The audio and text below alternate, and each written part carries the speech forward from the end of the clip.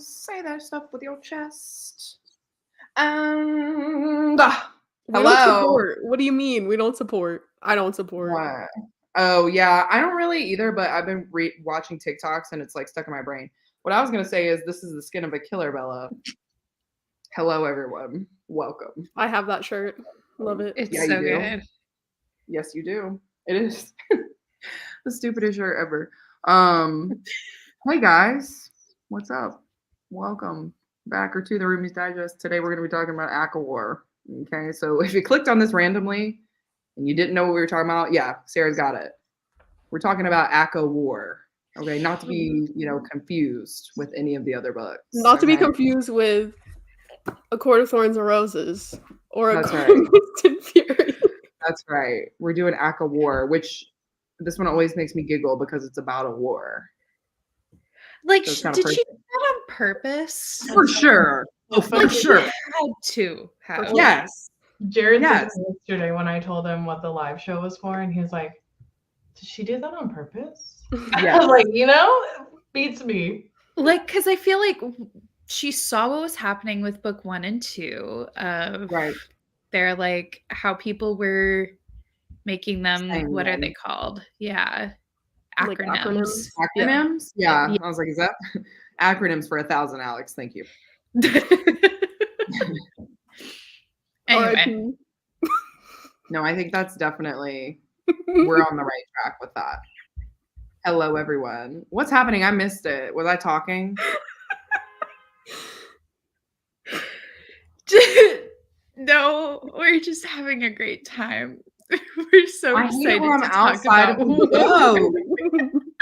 What is the joke? I was talking like a big head. Sarah had good timing. You said 100, Alex, and she said R.I.P.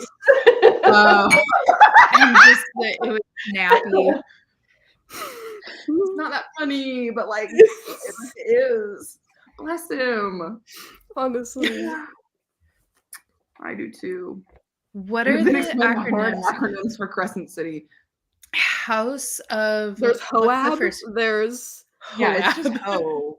Like what? And then HOSAB. And Ho. They're all Ho. They're HOSAB. HOSAB. HOHAB. And then HOFAS. HOFAS. What is it? HOFAS. HOFAS. Yeah. HOAB. HOAB. HOSAF. It's atrocious, honestly. I can't wait to get into Crescent City. I'm so excited to get into Crescent City. Sorry. Again? Are you reading it again? No. I might reread the first one again, but I can't reread the other two again. Okay, but is it true that I should watch Zootopia before reading? No. Everyone has been telling me this. Who's everyone? First of all, do that? No, that's real. I've heard that. It's a thing. Why? People claim that it is a Zootopia fanfic. And while I understand their reasoning, I don't think that was the intention. And I don't think that it was the only thing that it could be comped as. But would it hinder me in any way? No, absolutely not. Then I'll do it. Yeah. Guys, what do we think about Sarah J. Maas meeting with Margot Robbie? Yo. Yeah. She's about to produce a show on Hulu. That is Margot Robbie's thing. Well, except Hulu dropped it. Mm-hmm. I mean, did they though? Maybe it was just the producers that were doing ACOTAR, and no one's allowed to claim the rights to ACOTAR as of right now. Miss Sarah J. Maas is working her magic. She's like, we needed a woman in charge. Else. That's what I'm saying. Like, there's other series, so maybe. She can start Throne of Glass. Do Throne of Glass. That would be the new Game of Thrones. I would watch the heck out of it. I'd be like, yep, just read the series. Let's do it again. That'd be crazy. It would be crazy, and I would 100% do it, unfortunately for me. But let's take this time to segue. We'll focus because, we have discussion questions and points for this live show. Do we want to start off with our general feelings, overall feelings about the book?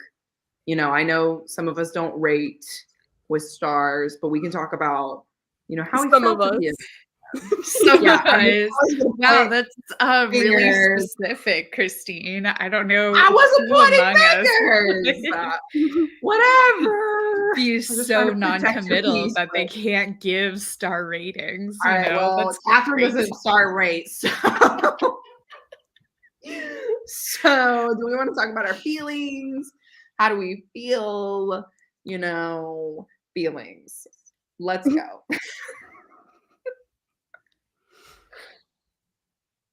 It's you, baby. So, Go. He Me pointed to you first? now. She did Me point to you that first? time. Okay. Well, Yes. okay. So okay. I hated the whole entire thing. No, here's the thing. I love the ACOWAR series because it's just so fun. I feel like someone else needs to go first. I got you, baby. It's okay. That was so unhinged. I love that. Why are we unhinged right now? That got her. Okay. My first reread, I gave it 3 stars. It was my least favorite book in the series. Well, I guess not, because ACOWAR kind of always was, but I was just like really disappointed by this ending. Reread, 4 stars. Actually didn't dislike it as much. Okay. I'll take it, Your Honor. I will take it. Okay, so I got called out by Good Soup in the comments. Here's the thing, y'all, and I do have to make a confession here on the live. Oh no. I was going to try and hide it, but I didn't finish my read. I'm so sorry. I'm so sorry. That was Even the perfect dogs are timing. upset by it. They're This is just amazing. This is incredible. Never the same. I didn't finish my reread. However, I did get like 70% in. Also, I'm loving the silent stuff happening from Christine over there. Is great. But what's happening? Oh my God, we're off to such a rocky start. I'm so sorry. So sorry. I'm dog sitting.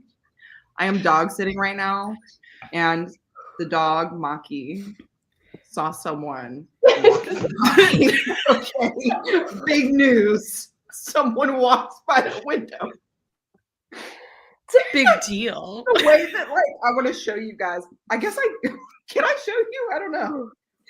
Her head is like. She looks like this. Anyway, I'm sorry. Honestly, I screamed, so this was that. It scared the crap out of me. Oh my God. My heart stopped. I'm sorry. Oh my God. Continue. I'm so sorry. Okay, I will say from the like 75% that I did get into, which is a lot. This book is huge. And I don't think it needs to be as big as it needs to be. But I do like Feyre's development. I think Nesta is the most interesting character for a lot of reasons. I don't like Azriel, which is a controversial opinion. Okay, I don't really like him either. Okay, cool. I have zero opinions or thoughts of him, honestly. He's the epitome I'm of a firm go girl. believer that, like, oh, go ahead, Steph. Oh, I was just gonna say he's the epitome of go girl, give us nothing. Yes. Mm-hmm. I'm like, People are okay. obsessed with him. And I'm like, literally his He's only fine personality when he's trait there. is liking girls that he can't have. Yeah. And like not And- taking a hint, which is also weird. Like you're a lurker. Sorry, but like okay, for example, like let's get into a little spoilery, but like okay, Lucien is mated with someone He knows that she's not comfortable with him. And so what does he do? He's like, let me go be useful across the world. You know, he takes a hint. And then because she's so disinterested, he's like, well, I guess I can date other people. So I'll just go hit on this girl, you know, because you're giving me 0 things. If anything, you're shrinking away from me. Lucian at least takes a hint. He can take a hint. Is he the most not like he's not really the most tactful, but I think we have a lot more to see from him. I give him hope. Azriel, I don't know him as a person. I'm like, oh, this right here. It's been centuries and you're still acting like a puppy.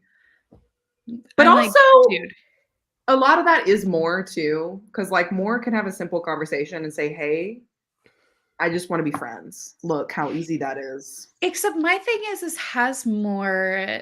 This is where we're getting into it already from the start. There's no rhyme or reason here. Me and Sarah didn't even talk about how I feel. Oh, sorry.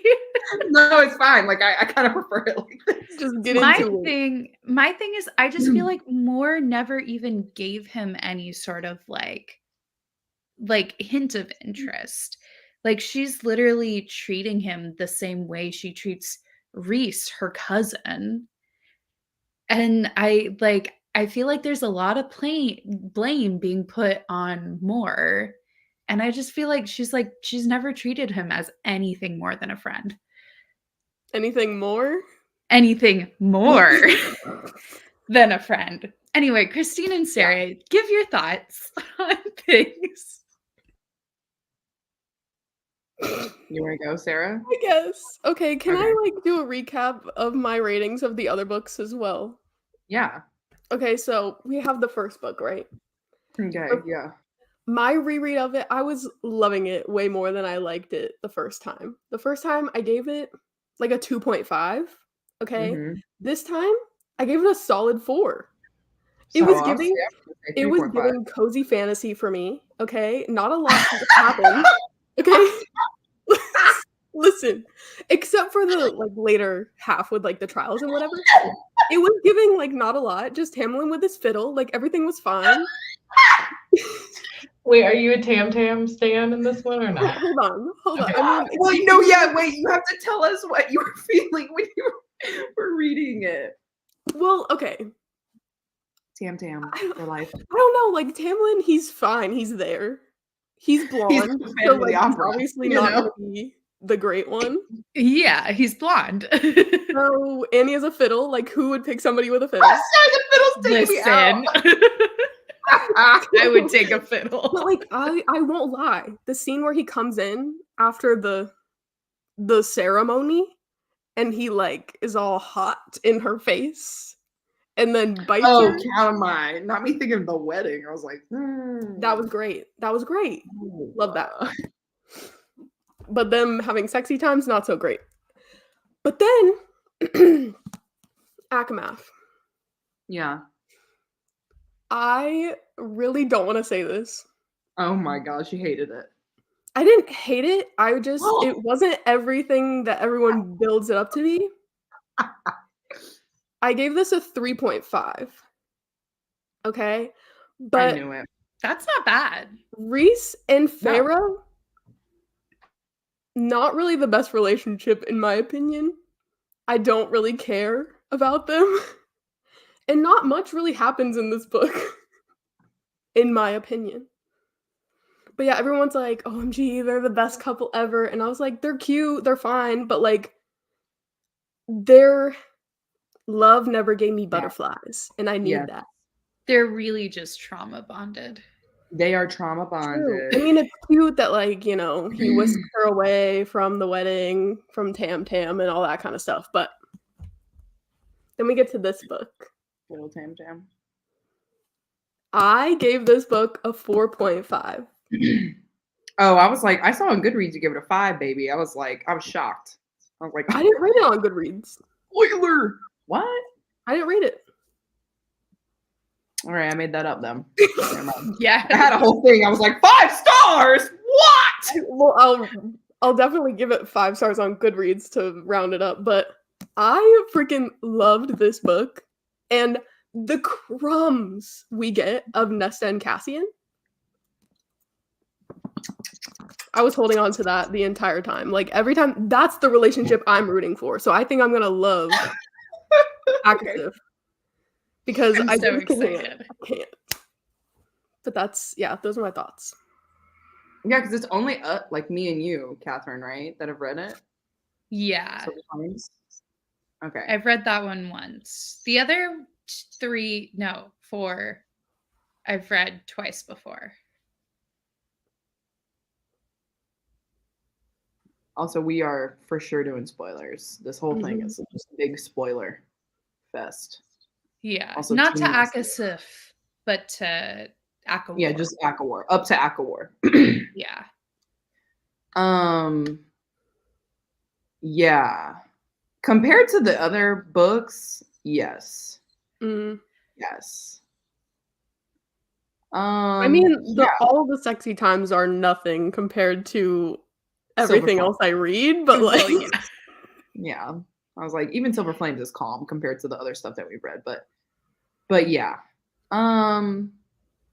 Yeah, did I find myself skipping through the sexy times of Rhys and Feyre? Sometimes, yes. It was almost a little like gaggy to me at points. And I'm like, is this because I don't like Rhys as much as I could have liked him, you know? But I don't know. I really liked him in book 2. And then in book 3, he's so like feminist in like an icky way. First of all, I'm a feminist. Yeah, like he's that dude. He's like, first of all, I let my wife choose what she wants to do. And I'm like, you let your wife choose? Why are you saying it like that? And Feyre is constantly like, it's always a choice with him. Yeah, she's like, that's he lets me bare choose. minimum. Ally. I'm like, oh, Feyre, baby, sweetie, honey child. Oh my God. And the funniest part is like whenever they're in a meeting and she's like, yes, Tarquin is the youngest High Lord. I'm like, sweetie, you're the youngest High Lord. You are the 19. Youngest. Yeah, you're the youngest. You're the youngest High Lord, baby. Anyway. Yikes. I don't know. Her character development, I think I like it in this book because when we start out this book, she is like this, like, you know, double agent, right? She's like in the spring court. She's like, I got all these plans. I am basically, you know, Rhysand in female form. Okay. I'm doing all this shit. You guys don't even know what's about to happen. Okay. I'm going to ruin your lives. But then I don't know, like somewhere along the lines, she just loses that zhuzh. And I'm like, oh, Feyre, get it back, baby. Get it back. But it's probably because she's with Rhys for the rest of the book, like after that point. So yeah, she is young and naive, which is also why I'm like, how does she rule the night court so seamlessly? Like, how does she just know what to do? You know? Well, I don't think like, she I am does. not young and 19, and I would not know what I was doing. Like if I got thrown into this and they were like, yeah, Christine, you're going to be the High Lady of the Night Court. And you're going to be one of the most powerful High Lordesses, whatever, ever. Okay. I'd be like, so which, yeah, exactly. Well, I was trying to like, you know, I was trying to give myself a boost here because they don't respect ladies. So please.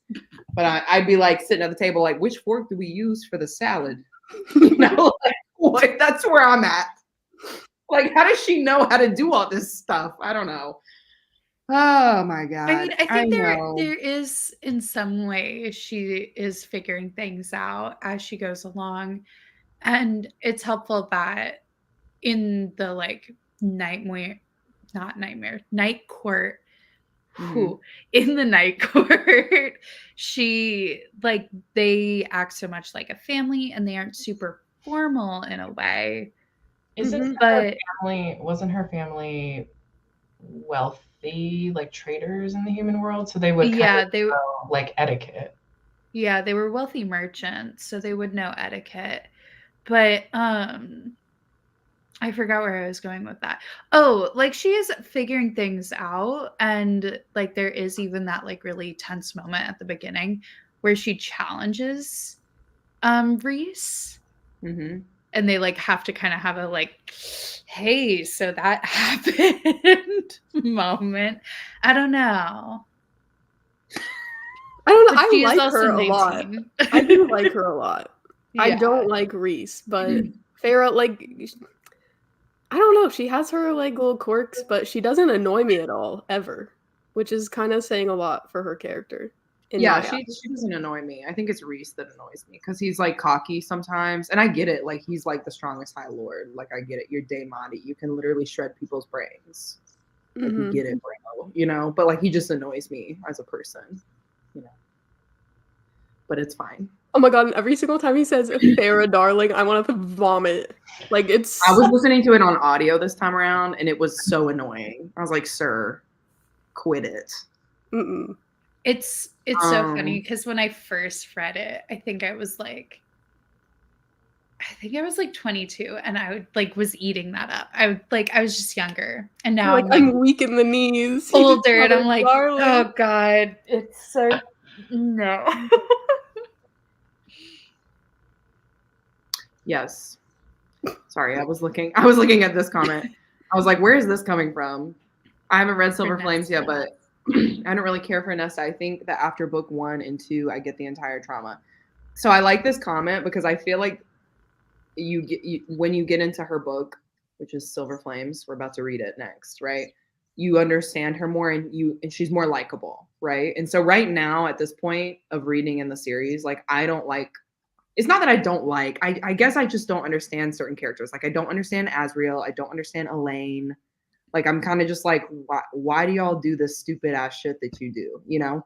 And so I think like I kind of felt similarly the first time I read this ever with Nesta, because I was like, why are you such a D-bag? Like you are literally horrible to be around. And then after reading her book, I was like, Nesta, my queen, I would die for you. Like, please just tell me I will put my neck out on the line. Like, what do you need me to do for you? You know? So I'm hoping when we go into their books, Azriel's book, Elaine's book, get their POVs, that I'll like them more. Because we already know, like, we've talked about this multiple times before, but like Sarah J. Maas's, one of her strong points as a writer is POV. Like she can literally make you love and hate somebody, even in this series, like Tamlin, right? Like we loved Tamlin at first. We loved Tam. We didn't even know that we were getting the bare minimum with him. And then like in book 2, you really see the switcherooski because of the POV changes and stuff like that. So I just want it said right here, right now, that I already love Nesta. Yeah, she's just like, she's just so great. And like in the reread, I just love. Yeah, I just like love seeing her in this lens. I don't know, like. But like she's such.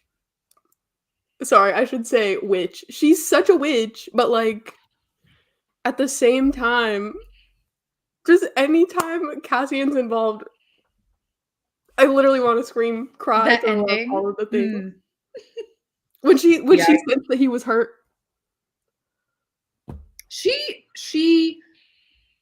Nesta is interesting, and we'll get into it, you know, later in Nesta's book.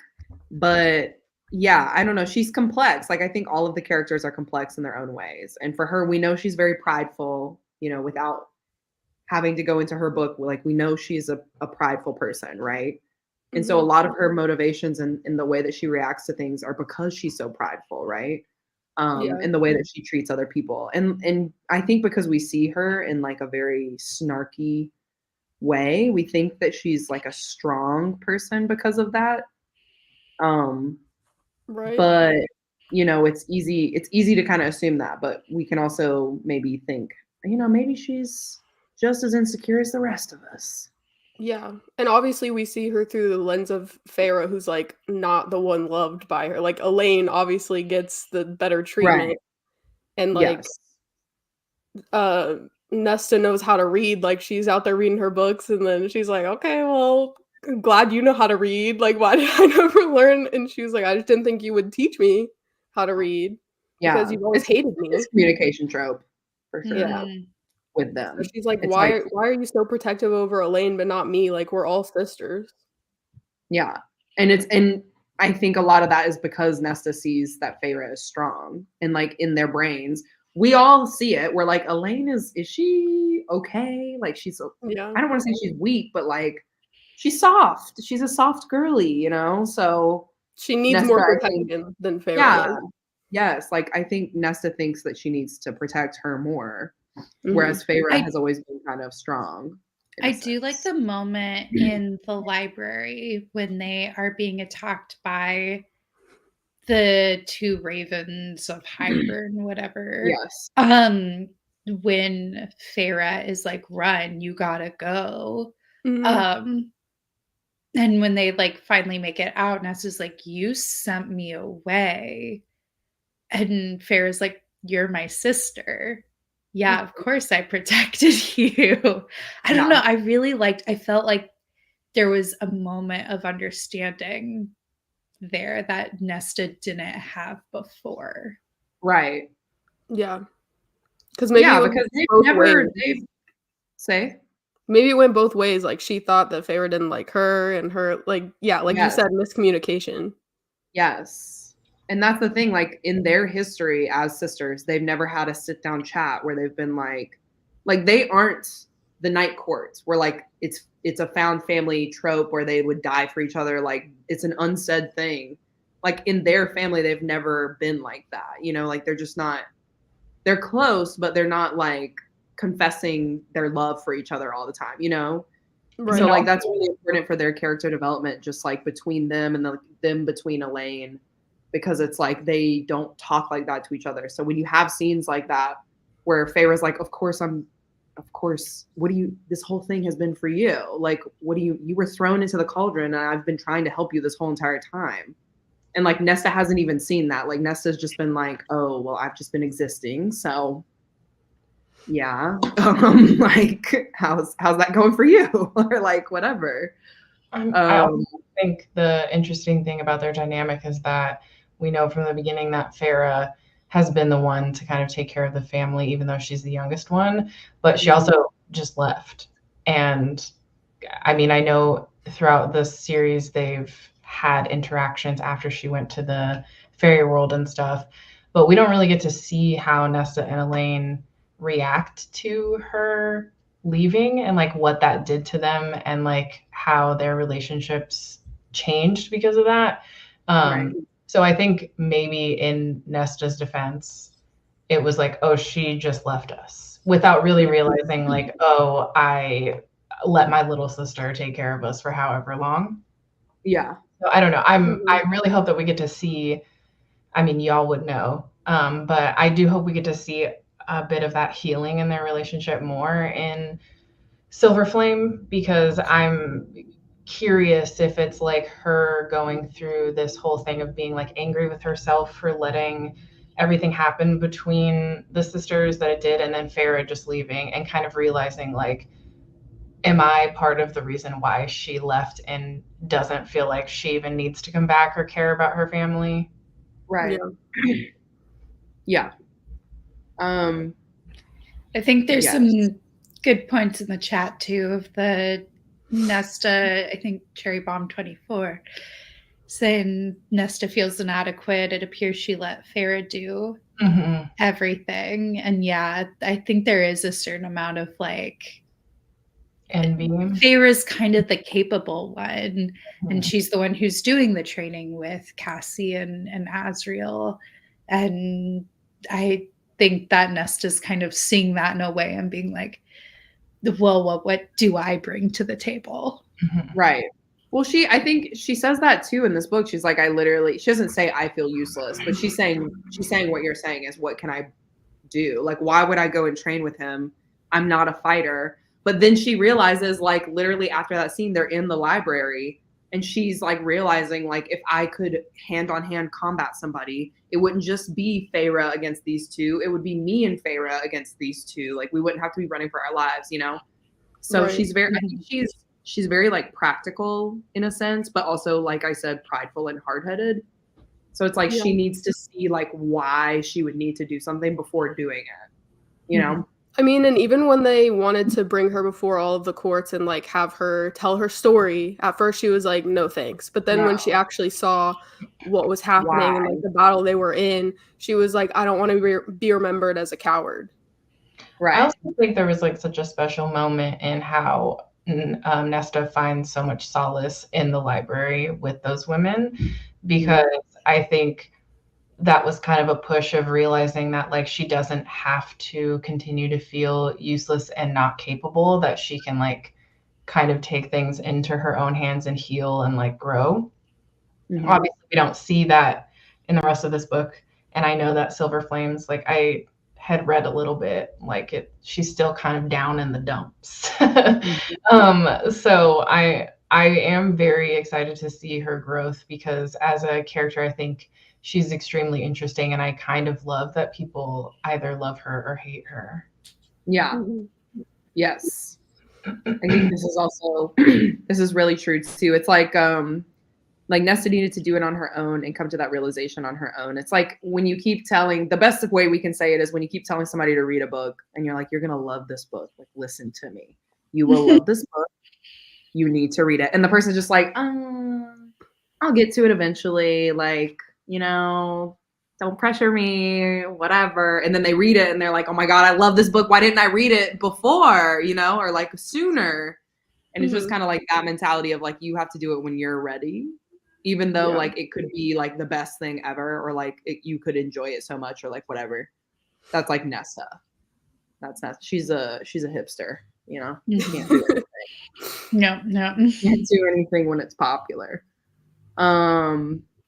Yeah, so I think we've talked a lot about Nesta and Feyre and their relationships. Like, what do we think about maybe the relationship between their dad and them, and how crazy his plot line was in this book? I love him just showing up. Just showing up. Yeah. Like, Dad, what the hell? You got ships? In like the 11th hour. Just like, yeah, hey. Literally, we thought we were going to lose. And then he's like, hey, girls, I've got the ships. I've got the queen. They're like, oh, so he's not useless. We thought he was useless this entire time. No, literally.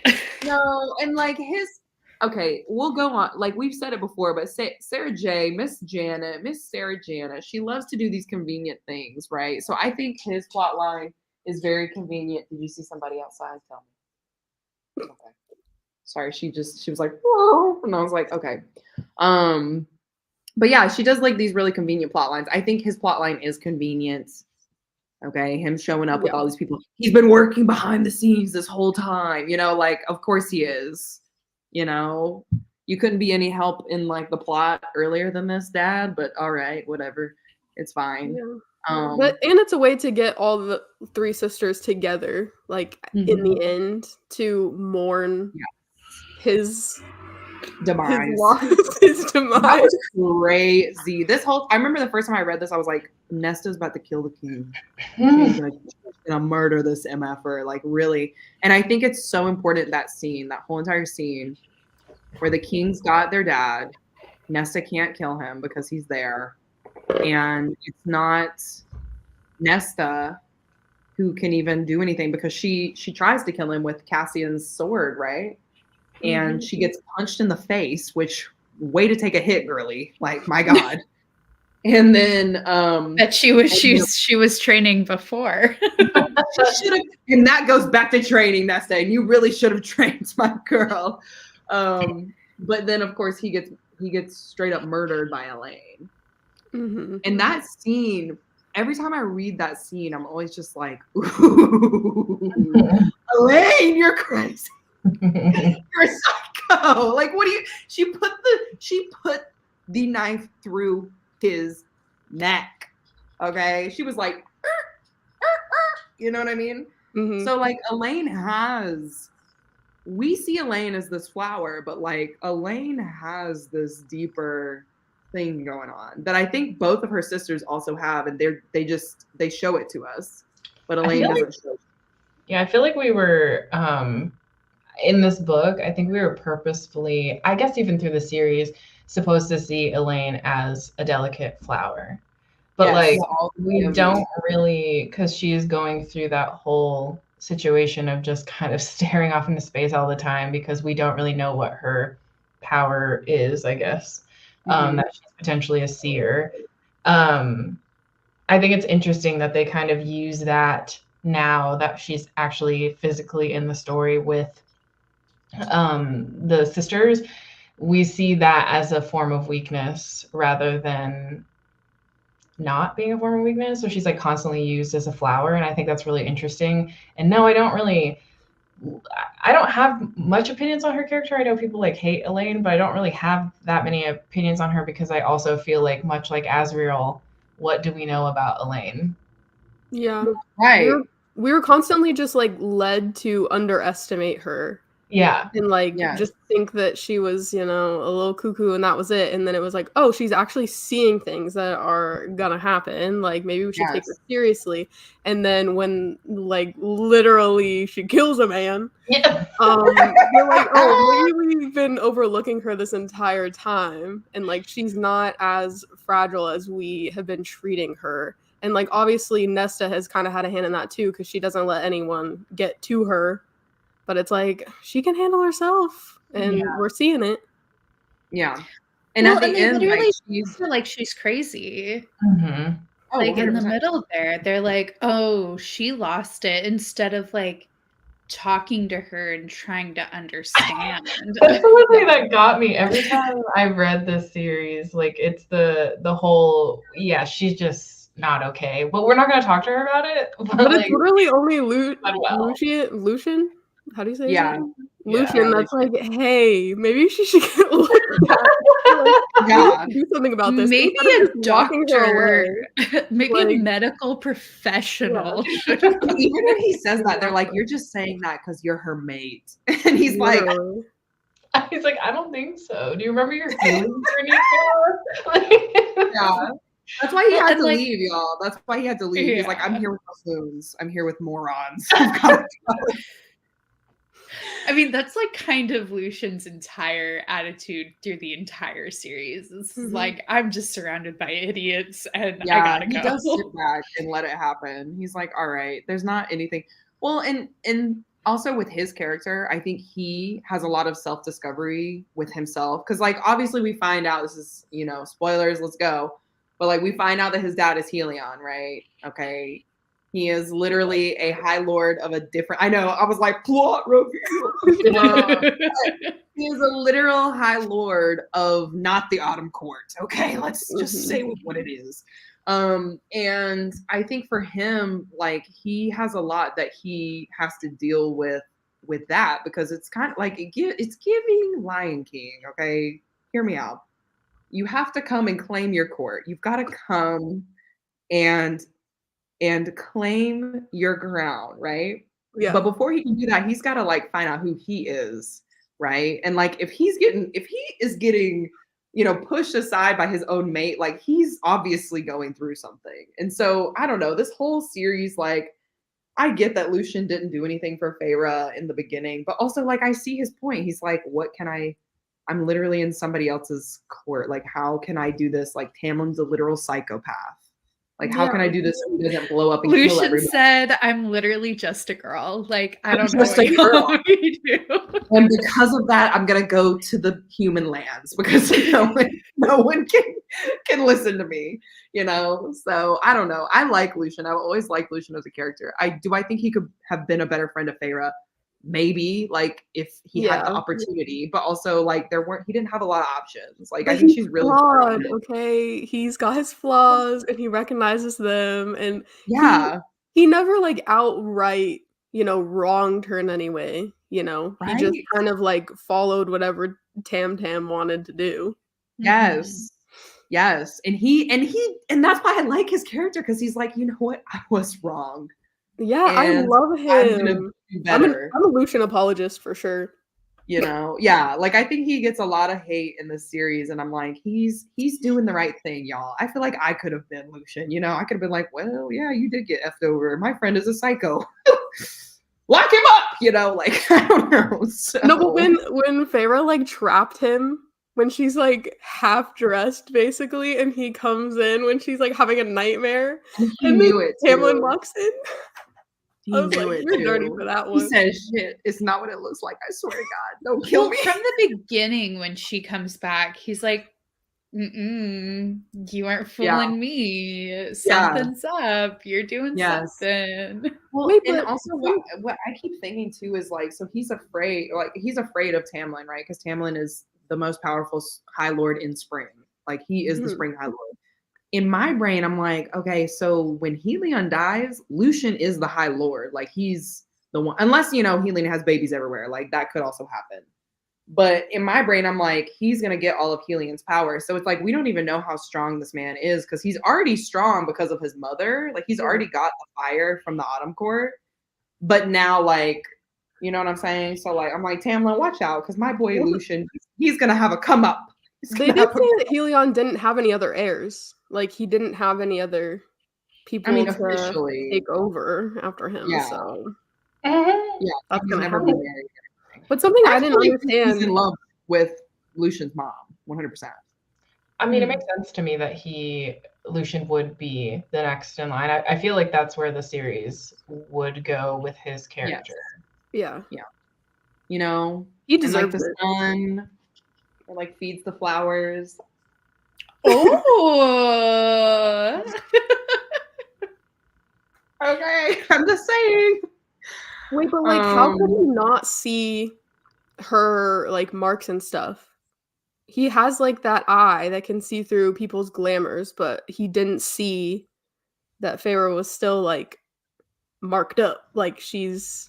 I thought that he did. I just thought that he didn't like Say anything? Yeah, I felt like he knew the whole time what she was trying to do, but he like kind of was in that weird situation of like he's kind of on Farrah's side, but he can't really show that he's on her side because he kind of goes along with certain things. Yeah, especially with Ianthe. Yeah, I mean, he knew that she was doing something. He just didn't know what it was, and he knew he couldn't say anything because if he said anything, Feyre was going to keep him from his mate, and that's the most important thing to him, right? Mm-hmm. So like, I don't know if he specifically saw. This is what I'm saying. Like, there are plot holes. I feel like there are plot holes everywhere in this book. Yeah, because he was just as surprised as everyone else. Like when she was like, "Psych."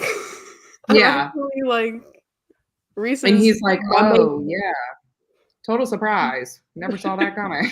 Like, but I'm also going with her, so see ya. Like, oh god. Well, he doesn't really have it at that point. And I think the reason why he kind of lets Tamlin do his thing is he doesn't really know where else he can go. Like he obviously can't go home. Yes. Right. Okay, And exactly. He's been with the Spring Court for so long that I'm sure he's like, no other court is going to take me. Right. Because they'll think I'm just loyal to the Spring Court. Yeah. So. Well, and also it doesn't look right if you're flip-flopping all around. Like they're very big on loyalty. So like, okay, he doesn't go to Autumn because his brothers will kill him because they know the truth about him. He doesn't know. He Except flips for maybe on Eris. Spring. Well, Eris, we'll get to one of my questions and I'll really get into that one. Oh, but, okay, cool. But you know, your outline that we haven't followed at all, Christine. Yeah, that one. Yes. You've been doing a good job, okay? We're talking. I feel like we're kind of touching on things. But then and also like we have to remember for everyone other than the Night Court, everyone thinks that the Night Court is like the Hewn City, right? Like they think it's this horrible place. So it's like, where was he gonna go? Yeah. Where was he gonna go? He can't go to Daddy because he doesn't even know Daddy's his daddy, you know? Like, damn. So I don't know. Like I really feel like I can see where Lucian's coming from. But I love that his first like thing that he said when he got there was there are children like giggling or whatever, like children laughing. He's a sweetie. I love him. That's why I'm like, okay, you're good for now. We're not gonna try to kill you right this second. You could live a little bit longer.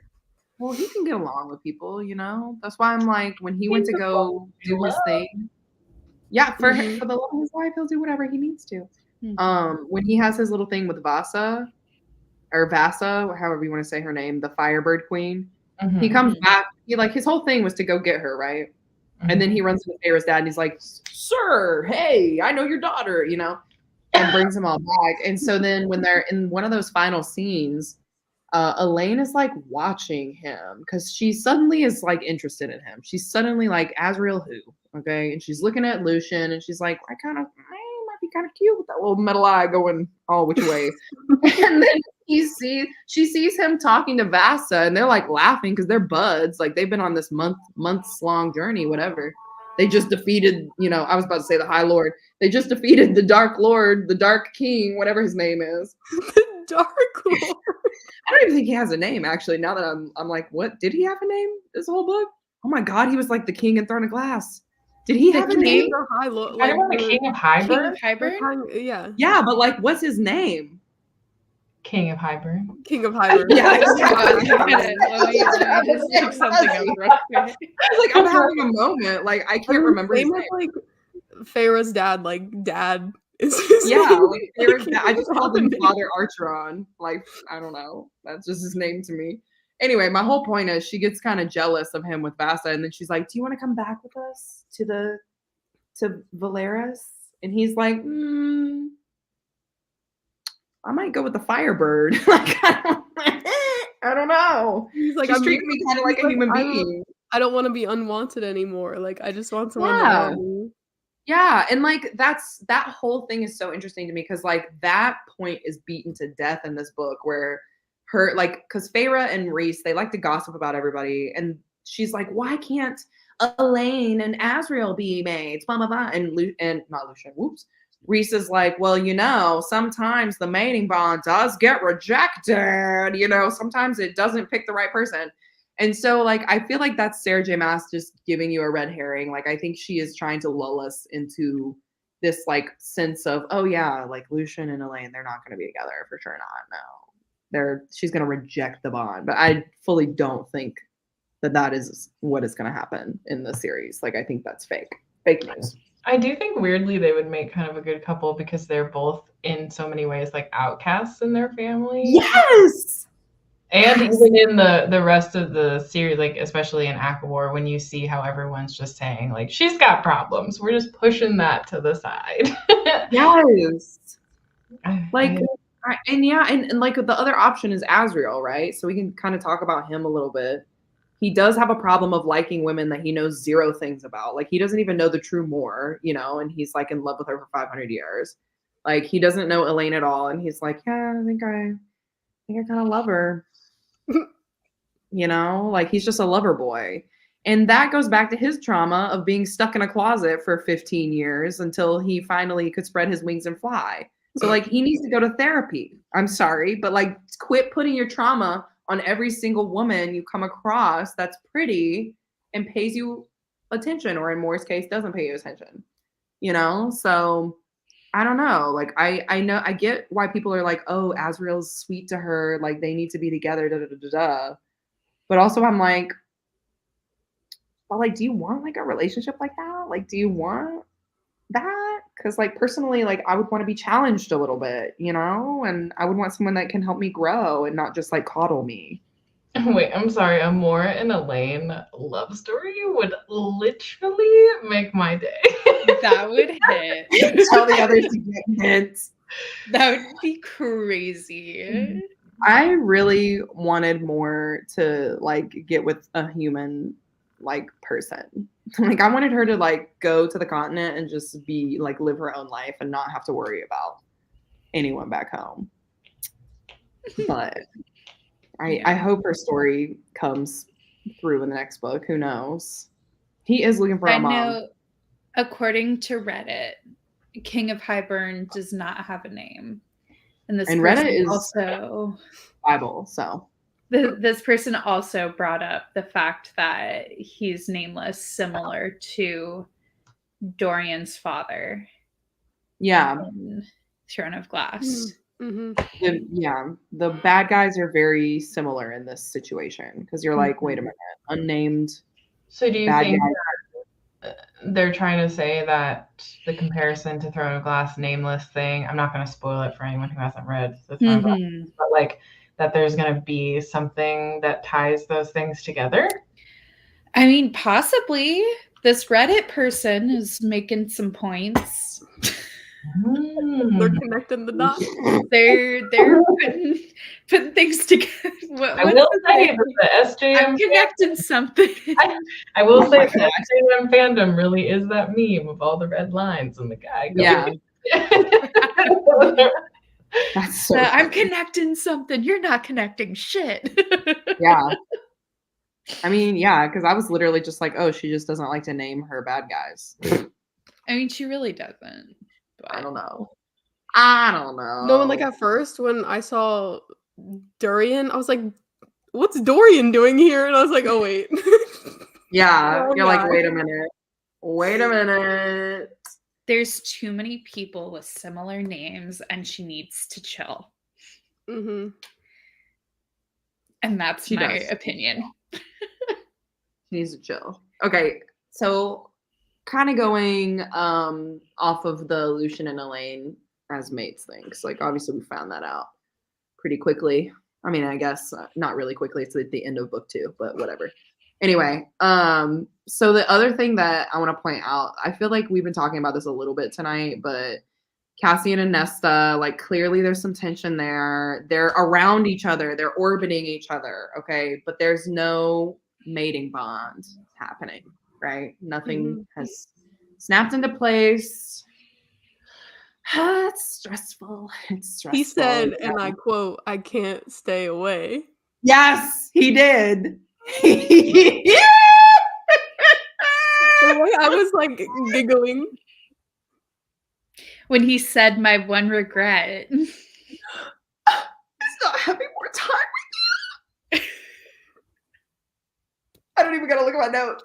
Okay, I'm crying. Fine. Giggling, kicking my feet. Literally, like, why do they bring me so much joy? And they have 0 like scenes together, basically. Like, even from book 2, when he shows up and he's like, oh, I will say I remember this from this book. So he goes off to the Illyrian war camps for a while. Do you guys remember this part? And you know, Feyre is noticing that Nesta keeps looking at the door. And she's like, why the fuck are you looking at the door, you weirdo? I'm right here. And Nesta's like, no reason. You know? And finally Cassian comes back and they're about to like they're gonna winnow to go do something. I don't remember what they were gonna go do. But anyway, they were gonna all winnow together. Moore comes up to Cassian and is like, take me away, sir. Like, let's go. And he kind of like glances, like gets out of her reach, right? And he goes straight to Nesta. And Nesta's like, I see that you're finally back, you know, trying to be like cute and be like, and he's like, look, if you wanted me to come and say hello to you, like, just tell me that you want me to come and say hello to you. And he's like, and his eyes are just on her. And Moore's like, hello, I'm over here. Like, let's go. And she like tries to grab him again. And he's like, psych. And he goes to go like, still like look at Nesta. And he's like, how have you been, babe? Not babe. Babe. What's going on? And Nessa's like, oh my God, I've been so great, you big filthy bat boy. Like, what's going on? Like, are we having a moment here? And everybody in the room is just like, it's literally watching like them. everyone's picking up on it. They're Yes. picking up on the little like crumbs that are being left.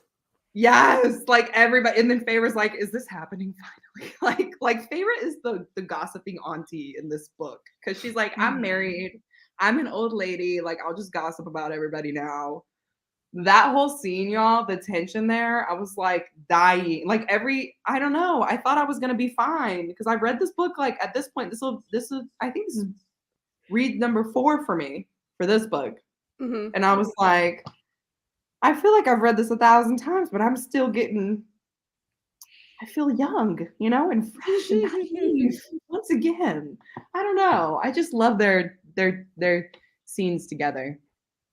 Well, and I think similar to like with what you were saying of what Azriel needs is someone to challenge him.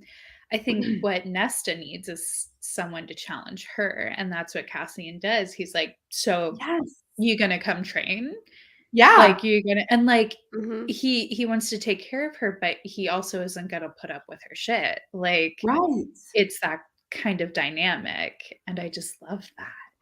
Exactly. Which I love.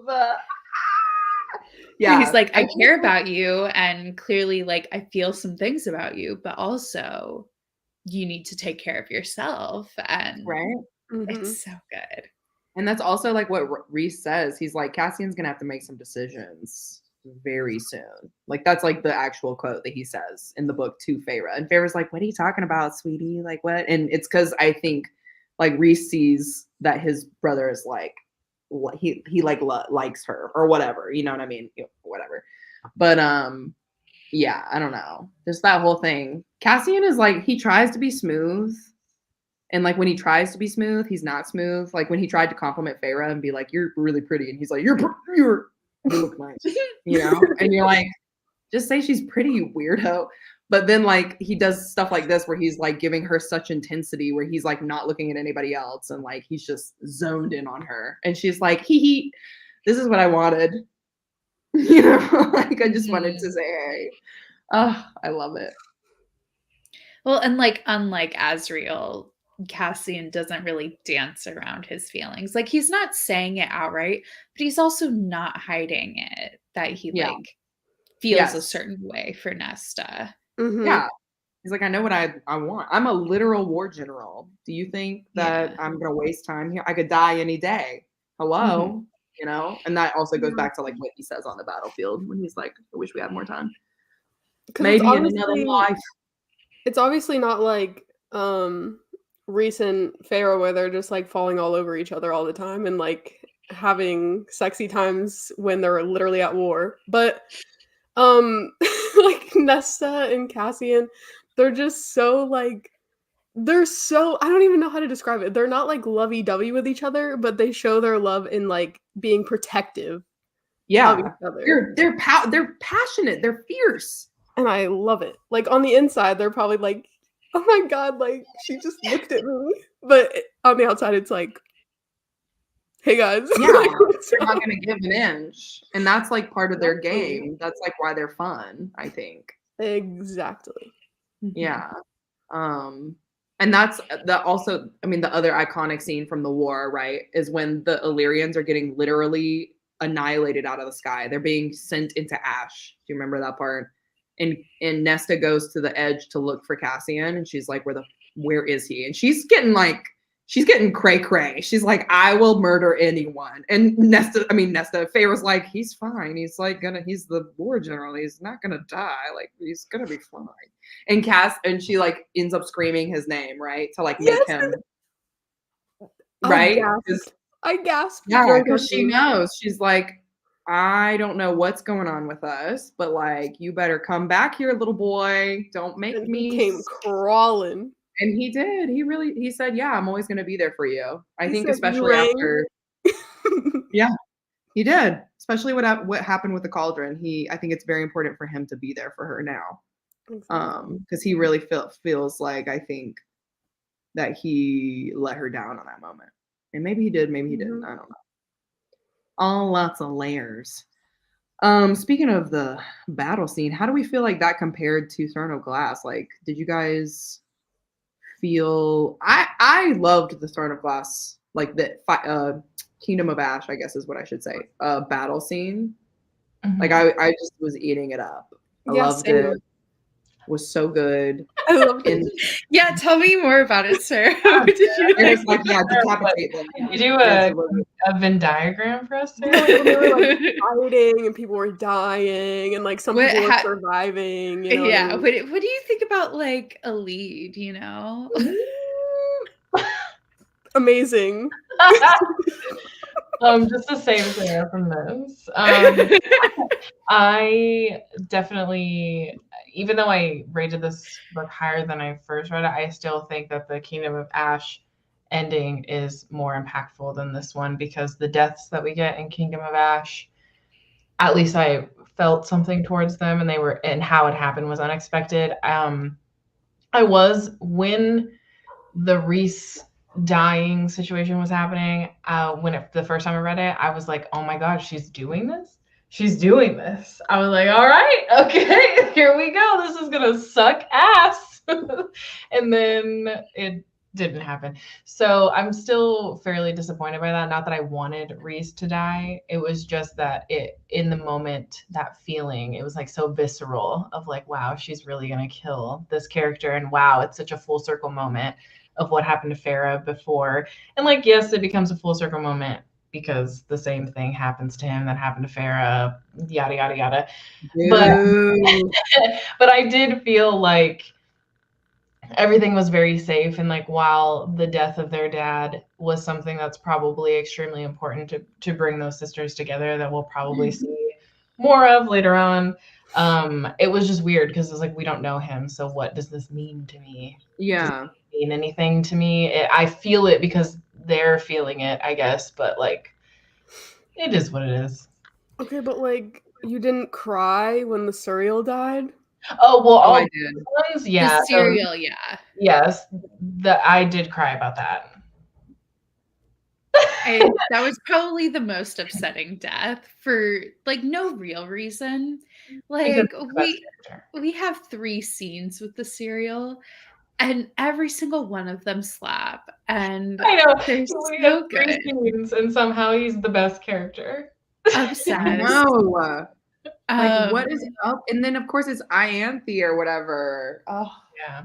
But I think, like, comparatively to Kingdom of Ash and ACOWAR, I liked Kingdom of Ash more because I felt the deaths more. But yes, the cereal, I did cry about that.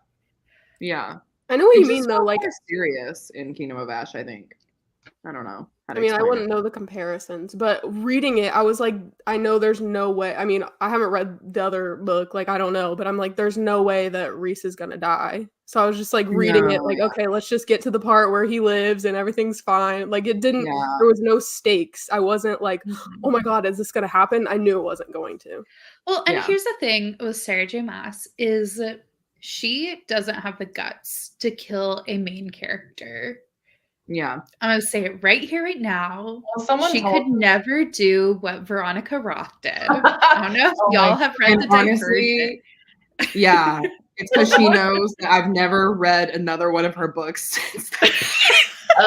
And somebody told me who's like a really big Sarah J. Maas fan and like has read everything of hers millions and millions of times, that apparently in some interview somewhere Sarah mentioned that she's a happily ever after author, so like you can't expect any of her character or main characters to die, which is totally fine, like as a romance reader where having a happily ever after is the like of the 2 rules of romance, that's one of the rules, is to have a happily ever after.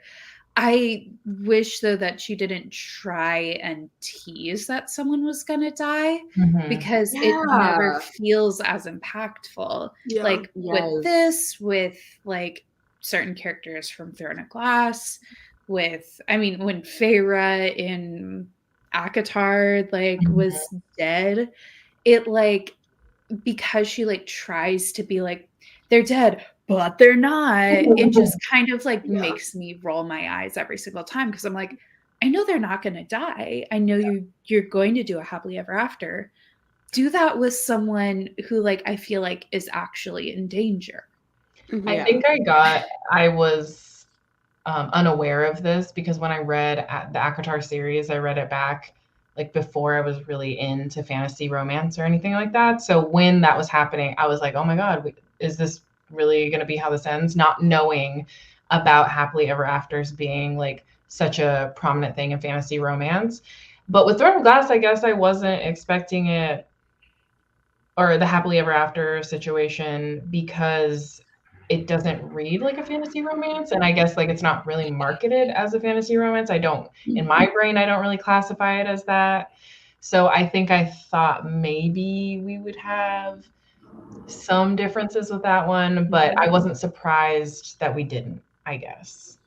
Yeah, I feel like Throne of Glass feels a lot more like it just feels like a fantasy versus a fantasy romance. So it definitely felt like things were more in danger. When I first read ACOTAR back in like, I don't know, 2017, 2018, like I definitely thought Rhys was in danger. Like I thought, wow, he's gone. But since then, I'm just like, it's like, why do you try to tease us? Yeah. Yeah, it just I think it's exactly like what Sarah said. Like the stakes just are not high. Like you just Yeah. know. Just the vibe of the book, like Mhm. And I do think it's so funny because she will put in like fairy tale like adjacent stuff, like her eating the apple in this one and the apple being poisonous because it's Mhm. got Faebane. I'm like, okay, Snow White, go on and get him, girl. Eat that Mhm. apple. What other? Oh my god, I didn't even think What? about that. That's crazy. Yeah, that hit me. That hit me in this read through. So like I've never thought that before. And then for some reason on audio, she's like eating the apple, and they're like, hey, hey, hey, like it's poisoned. And I was like, shut up, Snow White. Like, what are you talking about? The first time I read this, I didn't think Reese was gonna die, but I did think that Amren was gonna die. And I think that goes hand in hand with like in this book, we don't see a ton of Amren. Amren is like still doing whatever. She's staying back with Elain, or like she's deciphering the book, I think maybe still in this one. I don't know what she's trying to think of the spell. She's doing something. She's like just not She's there in the all books. She's in the books pretty much the entire book. the time, right? And so Yeah. then you're like, okay, well, Amren's not there. So she's separating us from Amren to kill Mhm. her, is how Right. I see that, right? Because you get separated from the dad to kill him, right? You get True. separated from the Surreal to kill him, you know? And that's how I Mhm. kind of see Sarah J. Maas's writing style. Like she does that with those characters, which is totally like great for me because then I can, you know, separate myself from that character and know that they're gonna die. But the one that I did think would die was Amren, and that is because her character to me was written in a way where Amren was ready to sacrifice herself. She had said that like she was ready to go back. She's been trying to get back to her original home the whole time. And once she kind of becomes this being, because we find out in this book that Amren is essentially she escaped the prison because she became a fae, right? But before that, we don't know what she was. She was just some crazy being that's been alive for like 1,500 years. And so obviously she's very powerful, duh. And her kind of way of thinking is once she becomes non-fae, once she releases herself from this mortal binding or immortal binding, whatever, she's no longer going to have the concepts of what fae or mortal people kind of like view in life, which is like love and, you know, having like a family and wanting to do things for them and stuff like that. Like she's just going to kind of be this like baseline monster of sorts, and she's going to destroy everything. So that's who I thought would die. Obviously, we know the cauldron brings her back. Which is that in line even with the cauldron's sentience? Like, I don't know, because the cauldron has been so hateful towards Nesta taking from it this whole time. But of course, it's going to like give, you know, Amren her life back. Like, I don't know. The cauldron as a magic system is crazy. But Reese that's was like in on it, right? He was like, haha, hey.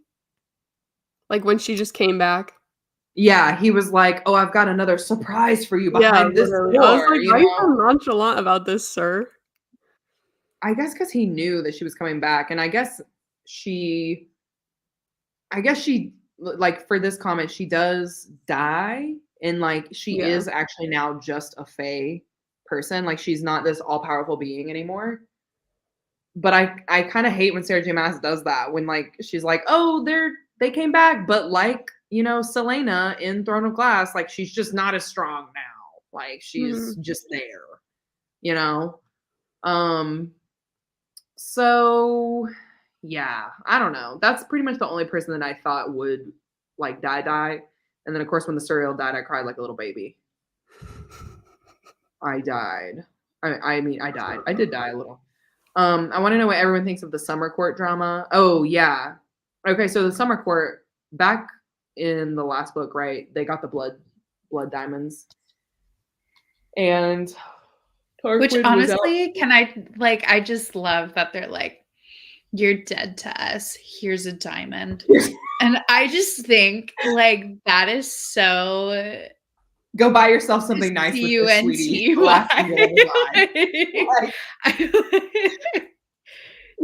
want to get this video taken down. but that is so like I'm like yeah. No, I feel the same. I love that too. And what I love even more about the drama is that Varian is like feeding Amren intel the whole time because Varian's like, I like you. Do you want to be my girlfriend? You know, you psycho little crazy thing, you know? And so, and under Tarquin's nose, like he reveals that in their little meeting. They're like, how did the Night Court even know to come and save them? Like, they've obviously got spies everywhere. And Varian's like, I sent a letter to my girlfriend and I let her know. So that was on me. And Tarquin's like, what the? How could you? You know, like it's very dramatic. Yeah, literally. He's like, what the heck? And that, I guess, you know, that's on him, them being cousins, like their family. So he's like, I thought you wouldn't mind, you know? Just wanted to make sure she was okay because I'm in love. It is what it is. But yeah, the summer court drama, I feel like this book's drama was fun for me, like especially when all of the High Lords were together for that like meeting. I forget where they were. I think they were at the Dawn Court. But yeah, so that whole thing when Tamlin just comes in and he's just throwing shots. He is just like, you're a hoe. You slept with me. You're having his baby. You know, like it's like very like Mari, like lots of stuff is going on. And I feel like all of the High Lords are just back and forth, like watching this happen, not knowing who to believe. But yeah, I don't know. This go around, I still was like screaming at those points. I was like, okay, this is still the best drama I've read in a while. No, but it was the best when he's like still kind of talking and then he gets cut off and it's like because he like basically made him mute. Oh yeah. Reese is amazing. like, I was like, that's what I would have done too. Yeah, because they let him say a lot of stuff. Like they let him, as soon as he starts talking about the noises I'm making in the bedroom, his head's off. Like he's decapitated in my book. So like, what are you doing? You don't talk about that stuff. Exactly. I don't care how like hurt you are or whatever. But to be fair, Tamlin did have his whole court, you know. That's on him though. I mean, yeah. He already like his court was already a mess. They love to like blame it on Feyre, but like no one was vibing with the tithe. Like it was a mess. Like they didn't know how to treat the villagers when they like went to go like see if they could help with repairs. Like it was already messy. She just helped it along. Yeah. I was gonna say, but they had that whole tithing scene in the second book. Yeah. And Tamlin didn't want to do anything for the poor people. And she's like, you're just going to let these people like starve and die? And he was like, what else am I supposed to do? And she's like, yeah. And she like gives them things because she's so appalled by it. Like clearly she was not the problem with the court. Yes, exactly. He definitely has a case of like pointing fingers, you know? Yeah. And people were already like with Ianthe, my nemesis. I hate her so much. But like people already were like not vibing with her. And then she like tries to pull the shit with like having the guard whipped for what she did.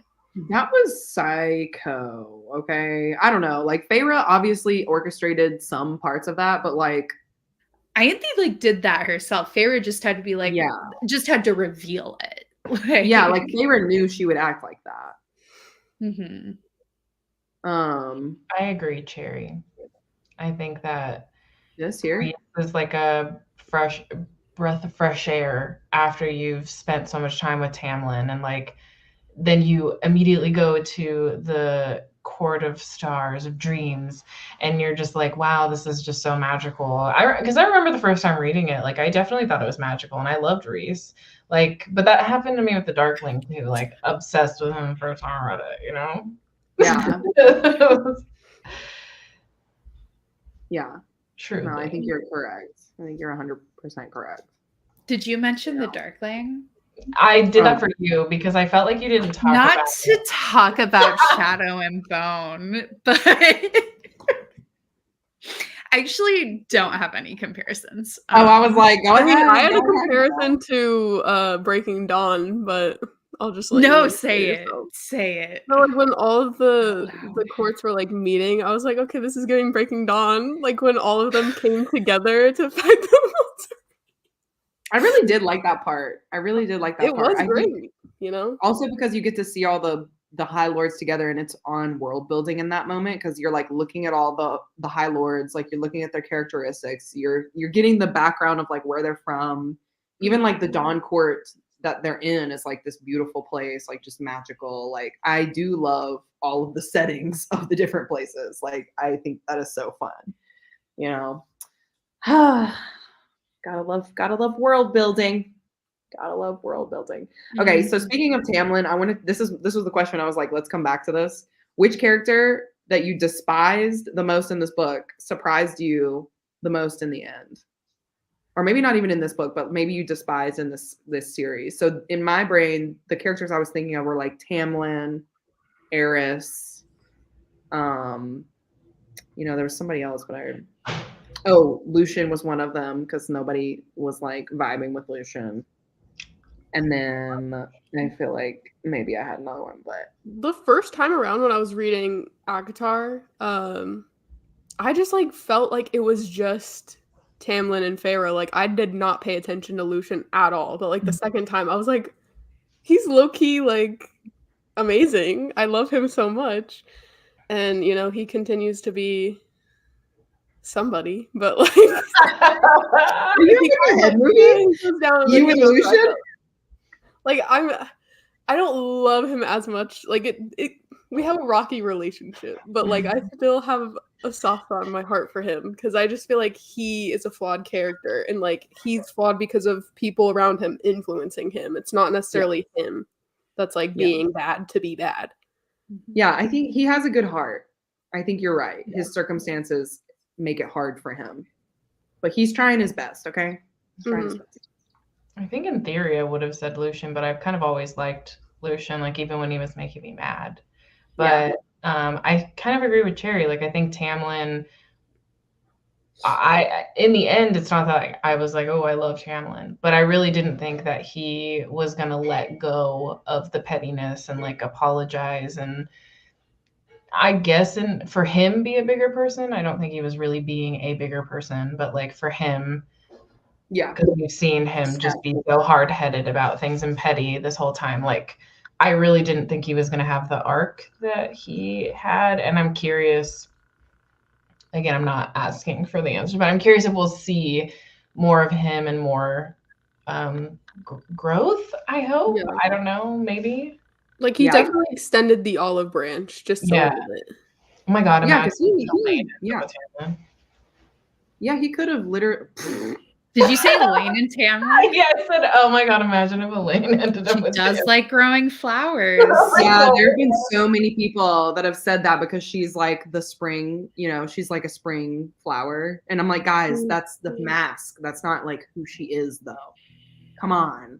No, I wouldn't. I mean, please. That would be a horrible turn of events. I think Eris is interesting. Yeah.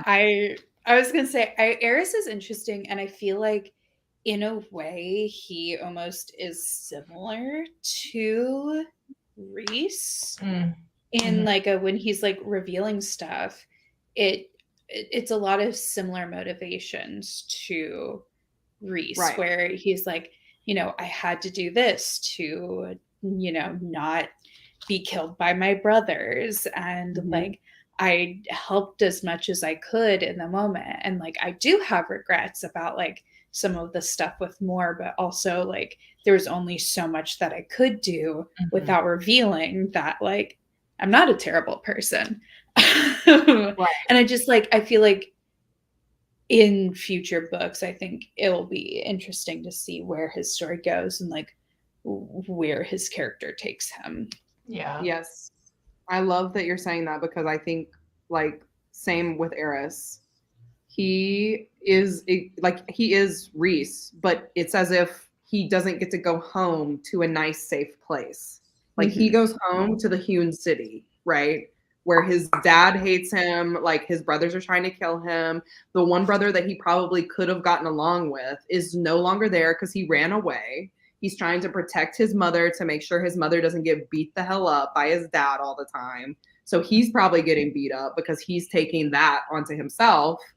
And you know what I keep thinking? I'm like, if he was awful, he could have married more. That's the part I was about to ask about. I was kind of lost on that whole thing. Like when they brought him in initially and more like freaked out. I was like, wait, what? Yeah. Well, because they're saying like, okay, she got tortured essentially and left on their doorstep.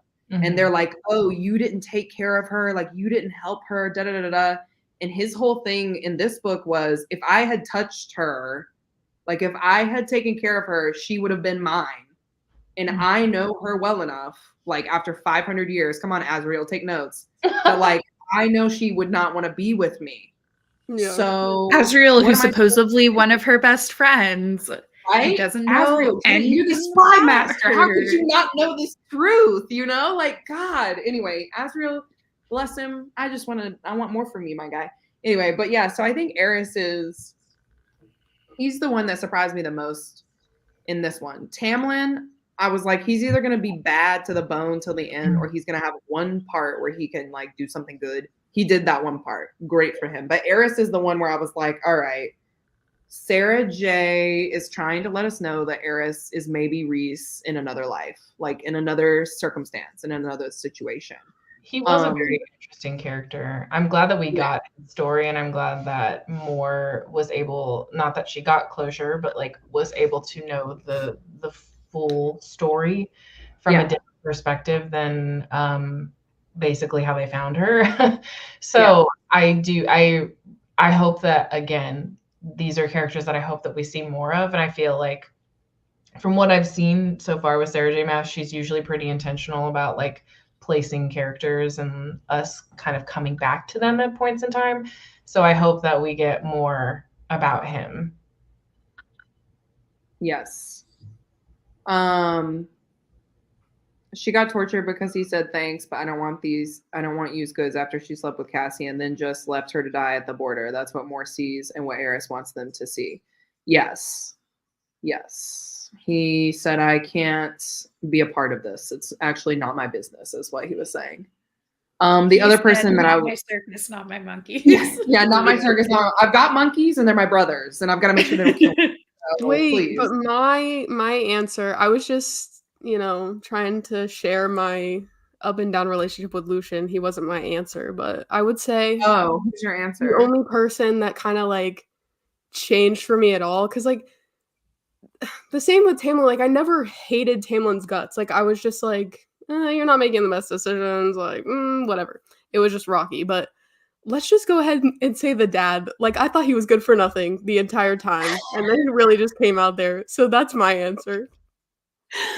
Yeah, he does. Yeah, he's just random. Like I just don't think of him because he like is literally gone for the whole book.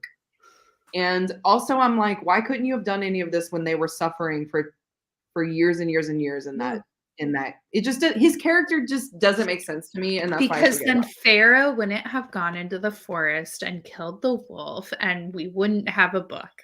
You're right. We wouldn't be where we are today. That's the answer. To get to where we are. The other, I remember now, the other bad guy that like had a flip moment was Jurian. That's who I was gonna say. Like Jurian's whole, you guys thought I was crazy this whole time, but really I was playing you. Like I wanted to say sorry to my ex-girlfriend. Like that was so, what the heck? That whole plot line. And also the Fae Prince and Miriam, that whole plot line, like they just those I don't really have much more to say other than that was so random. Can we talk about the brother and sister that like I'm pretty sure they were sleeping together? Oh, 100%. Yeah. That Dragon and Brenna. Yeah. They're weird. Twins? Yeah, the twins. Yeah. Yeah, they're giving Game of Thrones for sure. Like absolutely Game of Thrones. She was like, oh, we'll be sleeping in the same room. And everybody, not a sound was heard. Everyone was like, literally. Like literally, that's when Lucien and Feyre looked at each other and they were like, "So," and he's like, And "Yeah." everyone thought it too. Yeah. Everyone was like, They're weirdos. They are weirdos. Spend the whole time meditating and reaching enlightenment. He did. He had a come to Jesus moment, basically. Also, I think the dad was going through his own trauma. He was, okay. I can give him this. He was. Yeah. It's just sometimes, you know, I don't know. Like when you have 3 kids, maybe just like try and take care of them. I don't know. I mean, can't. it's giving Katniss's mom in the Hunger Games. Useless. Wait. What does Hilary Duff say about what's his name in the rain? Waiting for you is like waiting for rain you in the is like drought. waiting for rain in this drought. Useless Literally. and Useless and disappointing. disappointing. That's right, baby. You're useless and disappointing. Get out of here. Oh my God. Catherine, you're saying things. You're And saying then it things that you're- rains. Oh. Okay. You got it. Exactly. It's okay. We were there. Help. Yeah.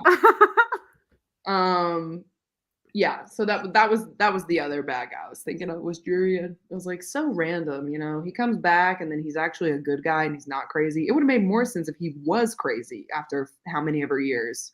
Mm-hmm. Whatever. So anyway. Okay.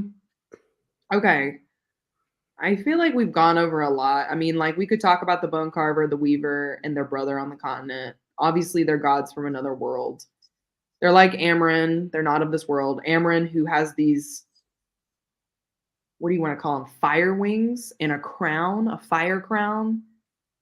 You know, I think the most interesting thing about them as a group, right, is that the Bone Carver even says, like, I don't want to go back to my world because I'm pretty sure my world is dust. Like, my world doesn't exist. You know, and Amren doesn't want to go back, right? Because she's like, whatever I was there is not as fulfilling as being a fae or a human, like here, you know? Mhm. Well, These are and just even things. the creature in the library is also from Praxis. wherever that world is. Oh my God, and just wanted like a window.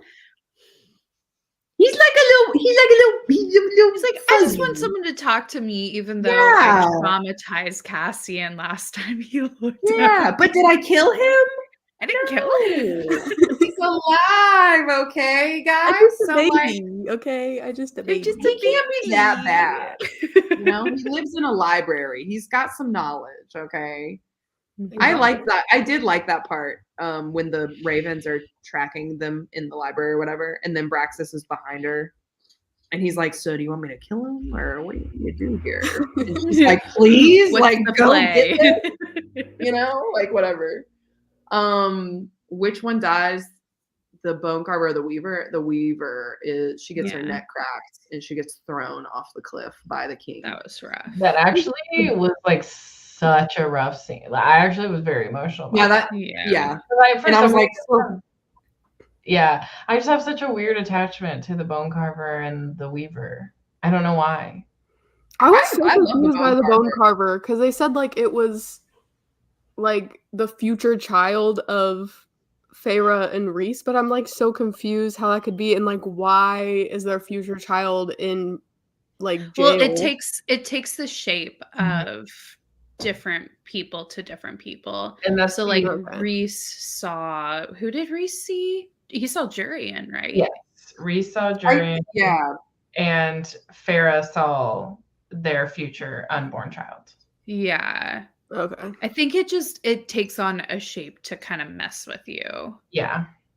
I think what he Well, said too. especially- Sorry, go on. No, go. You can.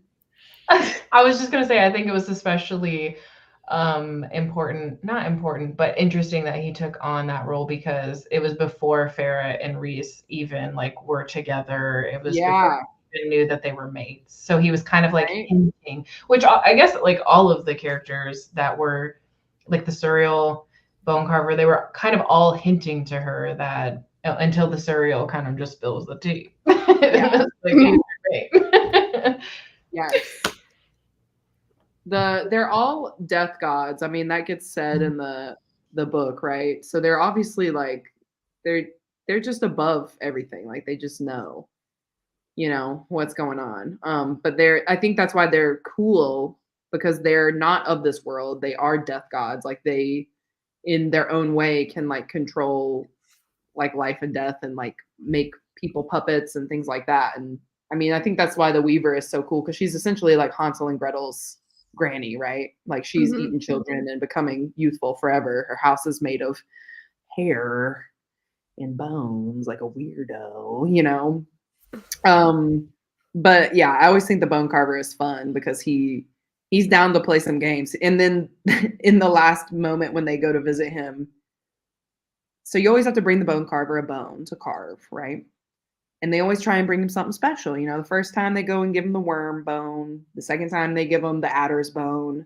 And then the third time they give him a chicken bone. And I think that part is so funny because at this point, they don't have to present the bone first to get the information. They're just coming to hang out with their friend, the Bone Carver, And then at the end, Reese gives him the chicken bone. And the Bone Carver's like, what the hell is this? And Reese is like, I knew you were going to be worthless this time. So there you go. So I think, I don't know, that's just like a little thing that I noticed this past go around. I was like, yeah, they're just at a point where like they come in, they start talking. They don't even have to like do the exchange, right? Like they do that afterwards. But yeah, I don't know. I can't remember if the Bone Carver died. Did he? I didn't think so. I think he did, didn't he? I think both of them died. Wasn't that something like with the mirror? Yeah. Yeah, because she got her neck cracked and she got thrown off the thing. And didn't he like disintegrate or something? Something like that. Like, yeah, I'm pretty sure they both died. I remember them both dying because I was upset about both. Yeah, because his whole thing was he like wanted to die. Like he was like, oh yeah, done. Yeah. Well, and that's what he says to them. He's like, what can you possibly give me? Like, I have everything I want. Yeah. I don't want to go back to wherever I'm from because that doesn't make any sense. It doesn't exist. Yeah, I think the only one who survives is Braxis, and they say that they have to go track him down later. He's like the dog. He's like, go get the dog. It's out. Sorry, I realized that his name is Braxis, and then there's Abraxos. Yeah. Yeah. Yeah. Abraxos is the dragon. Yeah. I picked up on that too. I don't know. First. I was like, wait a second. Am I reading? Like, is this? I was confused. I don't know. I mean, do they not know what dragons look like? I have no idea. We don't know what they've seen in this world. I wouldn't think that it'd be that traumatizing, though. I don't know. Yeah. Who knows? Maybe they're distant cousins. But possibly. Yeah, something like that. Also, the interesting part is that they have a brother on the continent. I keep thinking about that. They do? The Bone Carver and the Weaver, they have an older brother. And he's on the continent. So I want to know about the continent. That's what I want. I want to know about the queens. I want to know what's going on with Vasa. Like, that's where I live in my day-to-day, Is Lucien getting it on over there? I want to know. The Bone Carver. He killed some people before he went out. But yeah, Sarah J had to kill some people, and she killed the people that she thought we wouldn't care about. Okay? That's explaining that. Because that's what she does. Yeah. Yeah. So yeah. Anyway. I have a general question. Yeah. Go. How do you all feel about fated mates? Like the trope. Yeah. Sorry, I'm not trying to change the subject. I just wanted to finish our thought about the Bone Carver. He is deceased. I looked it up. And it does say that he divined his own death years ago, so he knew how he was going to die. There you go. Sorry. Nice. Okay, so back to fated mates. She's like, just for facts. Just for facts. I have kind of mixed feelings about fated mates, because it depends how it comes about. If it's something where it is like insta love with fated mates, I don't like that. I do kind of like it if they're like fated mates, but they do have to actually work for the relationship. I don't mind it as much. Yeah, I agree. I literally think the same thing. Like you took Yeah. the words out of my mouth. Yes. Like it You're depends on the welcome. book. Yeah, like did I even have to answer? It depends on the book for sure, because obviously like the other series I'm obsessed with is Ice Planet Barbarians, right? And that's like instant. They're like, "Oh yeah, I love you. What's going on?" But I feel like even in those books they still have to work for it. It's not like instant. Yeah. Yeah. So I think it's exactly what you said. Like, even though we shit on Reese and Feyre, like they had to do a lot before they actually got together. So, like, I'm okay with that as long as it's not insta love, which is like the bane of my existence. Like, I'm good. I like it. I definitely don't shit on Reese and Feyre because I've said it before. I've read Mist and Fury many times because this was the first time I realized that I do love fated mates, but I like it when, like Catherine said, it is something that has to be worked for. So I loved the setup of one of them knowing that they were fated mates and not pushing the other into that, but letting them kind of find it out on their own. I enjoy that. But I think there's definitely a fine line between like fated mates becoming insta-lovey, but this one did it in a way where I realized that I really enjoy it. And when I read Ice Planet, like I also didn't mind the way that the fated mates, like soulmates thing was set up, but it also could be because I'm just a lover of love. Like I love people fall in love. Yeah. Mhm. Yeah. I agree. So And, like- y'all agree that ACOWAR is a pipeline to Ice Planet Barbarian, which can easily lead to monster romances. Mhm. So that's what I'm I wouldn't hearing say right Ice Planet is monster romance. It for sure. So what you're Brings up the saying is dark ACOWAR side. is a monster romance. I mean, they're not human, so Wait, okay, yeah. This is such a funny thing that you brought up because somebody in my Discord was actually, we were having this conversation because one of the people was looking for a romance that was like fantasy, but it was just with humans. And everybody kept saying Fae books. And they were like, right, but those are Fae. And we were like, are Fae monsters? And they're like, yes, I just want humans. And They're not monsters, but they definitely aren't human. That's what I'm saying. Like, we had this discussion on my sprints a couple of weeks ago because people were saying, oh, Bride is a monster romance, and some people were saying it's paranormal. And I was like, okay, so what's the difference? And then people were trying to say that Twilight is a monster romance. And I'm like, no, it's not. It's not a monster romance. It's paranormal.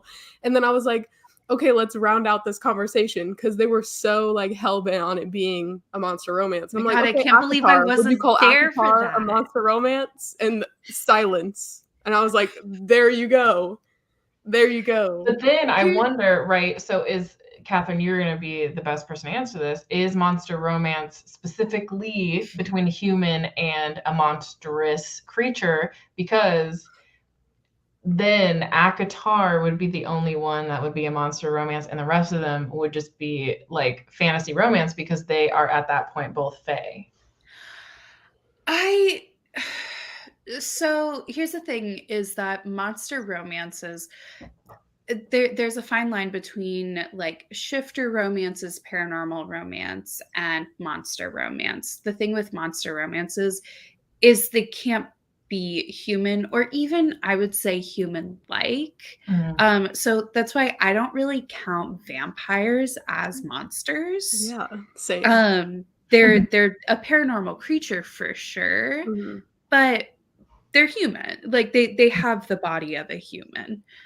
Same with like shifter romances. A lot of times when people are like, oh, this is a shifter romance, they never do when they're in their other form. Versus monster romances. There are some shifter romances that are also monster romances because they do it when they're in their other form. Yeah. So I think that's kind of where that difference lies, is like what form they take.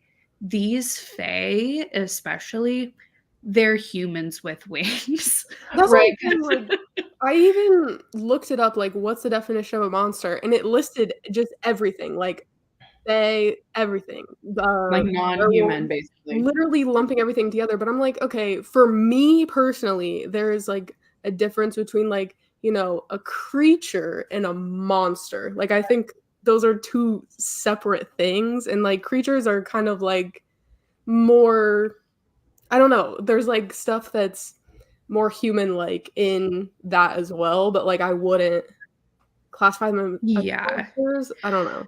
Because it's like, even like, so you get to like orcs and gargoyles and like even kind of the Ice Planet barbarians, they have more of the like more human-like anatomy, but I would still classify them as monsters or aliens in the Ice Planet terms, because they possess more of a monster-like feature. Yeah, versus like, I mean, you can even just look at the fan art of any of the ACOWAR people, and again, they're human. Well, that's what I was gonna say too, is that I think Fae is so interesting nowadays because the way they're written in more modern times is more like human-like, but Fae actually are not human-like, like in their natural state, how they're normally described. Yeah, so if you go Yeah. into like the Holly Black Mhm. type Little thing, Prince, baby. Little Prince or Stolen Heir, they're a little more monster-y. Yeah, they Like, have the they- characteristics of nature and like things that are around them, right? Yeah, that's when like Cruel Prince came out. Everyone freaked out about the tail that Cardin has. And I was like, it's great. And I'm like, tail, you say? I know. The tail is like wrapping around her leg. I'm like, sir, put that tail And, away. This is like, a they have just a triangle. little bit more characteristics of non-human than human. Versus, again, I feel like the ACOWAR characters are humans with wings. Yeah. Yeah. That's a fine line, because you try to Google it and it's like, oh yeah, monster is a monster. Like, here's the master list of monsters, and it includes vampires, like everything. And it's like paranormal creature, I think, is what I would say. Yeah, I think Cherry Bomb says like, because you can be turned into a fae like a vampire, and you have mortal life. Yeah, I mean, that's kind of like vampires are something that's turned. You'd get turned into a vampire. Or like werewolves, you get turned into a werewolf. Exactly. But yeah, if it's supernatural, it's paranormal. But I feel like paranormal is like an umbrella term. Yeah, for sure. Yeah. Yeah, not all fae have wings. Anyway, thank you so much for coming to my TED Talk about monsters. I won't even say like most of them. crowd. Yeah, like most of them don't have wings. Like it's just the Illyrians and like the Peregrines and the other ones. I can't remember the Valyrians. Yeah. Well, and if you go back into like Throne of Glass, they're more shifters than monsters. The monsters. Yeah, exactly. Exactly. Yeah. I think that's everything that I wanted to pretty much touch on for ACOWAR. I don't know if you guys have anything else you want to desperately talk about, or I feel like we got really into all the relationships that I wanted to talk about and the characters, setting, and all that good stuff. So, wait, I want to point out something. You should point it out. Well, okay, but first of all, I want to kind of answer my own question about fated mates, because like I don't read a ton of fantasy, so I don't really have that much of a backlog. Obviously, I've read IPB, so I like it in those books, but just in here, I know I'm not talking about ACOWAR specifically, but in Akamath, I just got kind of annoyed at the whole like, oh, but he's your mate, and then it was like, oh, this whole thing. Like, it kind of cheapened the relationship to me. And I like didn't know how to feel about it after that. That's why I was like not so on board with them after the fact.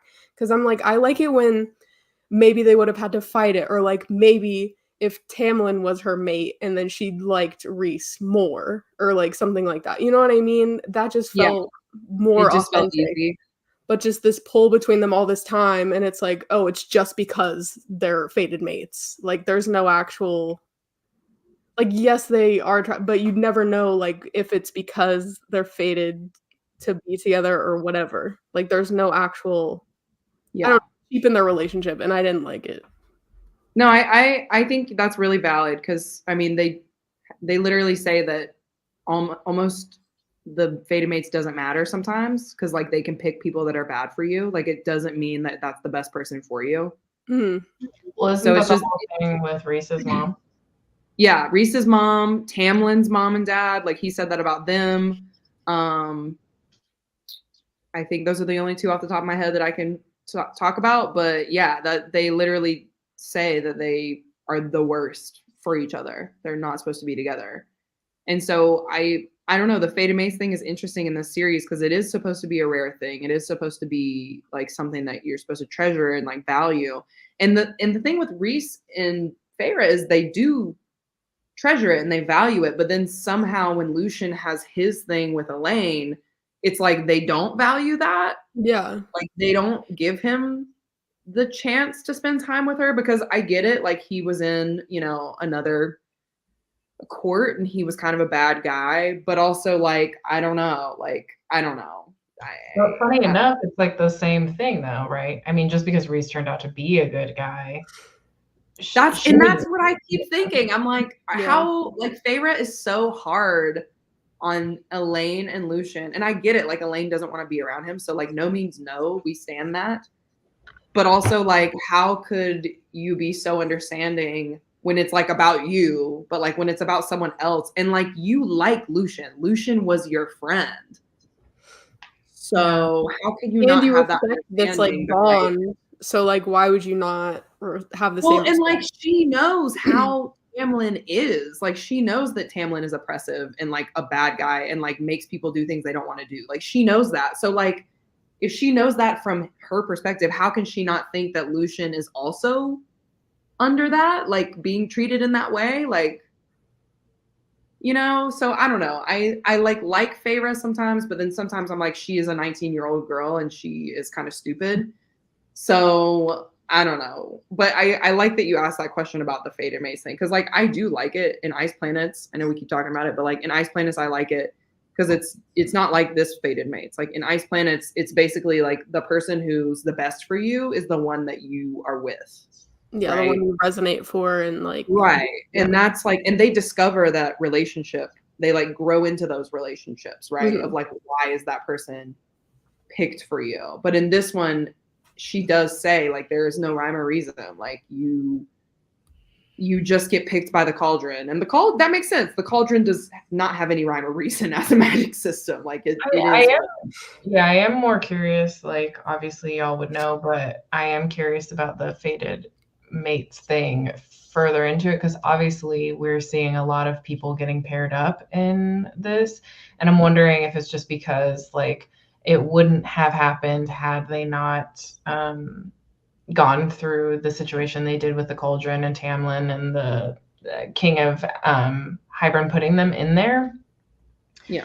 But so I'm wondering if that's like, oh, because it's like this group of people that were in this weird situation and like the fated mate thing got kind of messed up or whatever, because from what we know, it's supposed to be like this rare thing, but we're seeing that it's not. That's where I get a little bit annoyed, but at the same time, I just try to let it go because I'm like, maybe there will be an explanation for it.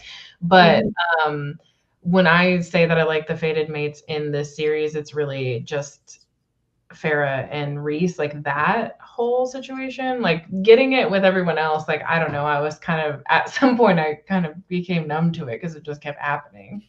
Yeah. Yes. You're like, okay, who's next? You know, sorry, go on. I was just going to say, I think this actually is one of the reasons. Well, that's something I was curious about though, because there is like this conception that it's unique, but all of our characters' parents have had a mate, and like in other Fae lore, other books, everyone has a fated mate at some point in their life. If they meet that person or not is the question, but they have the mate. There's no question about that.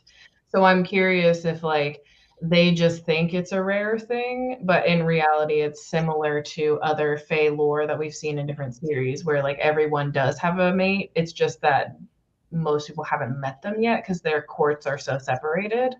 Right. Mm.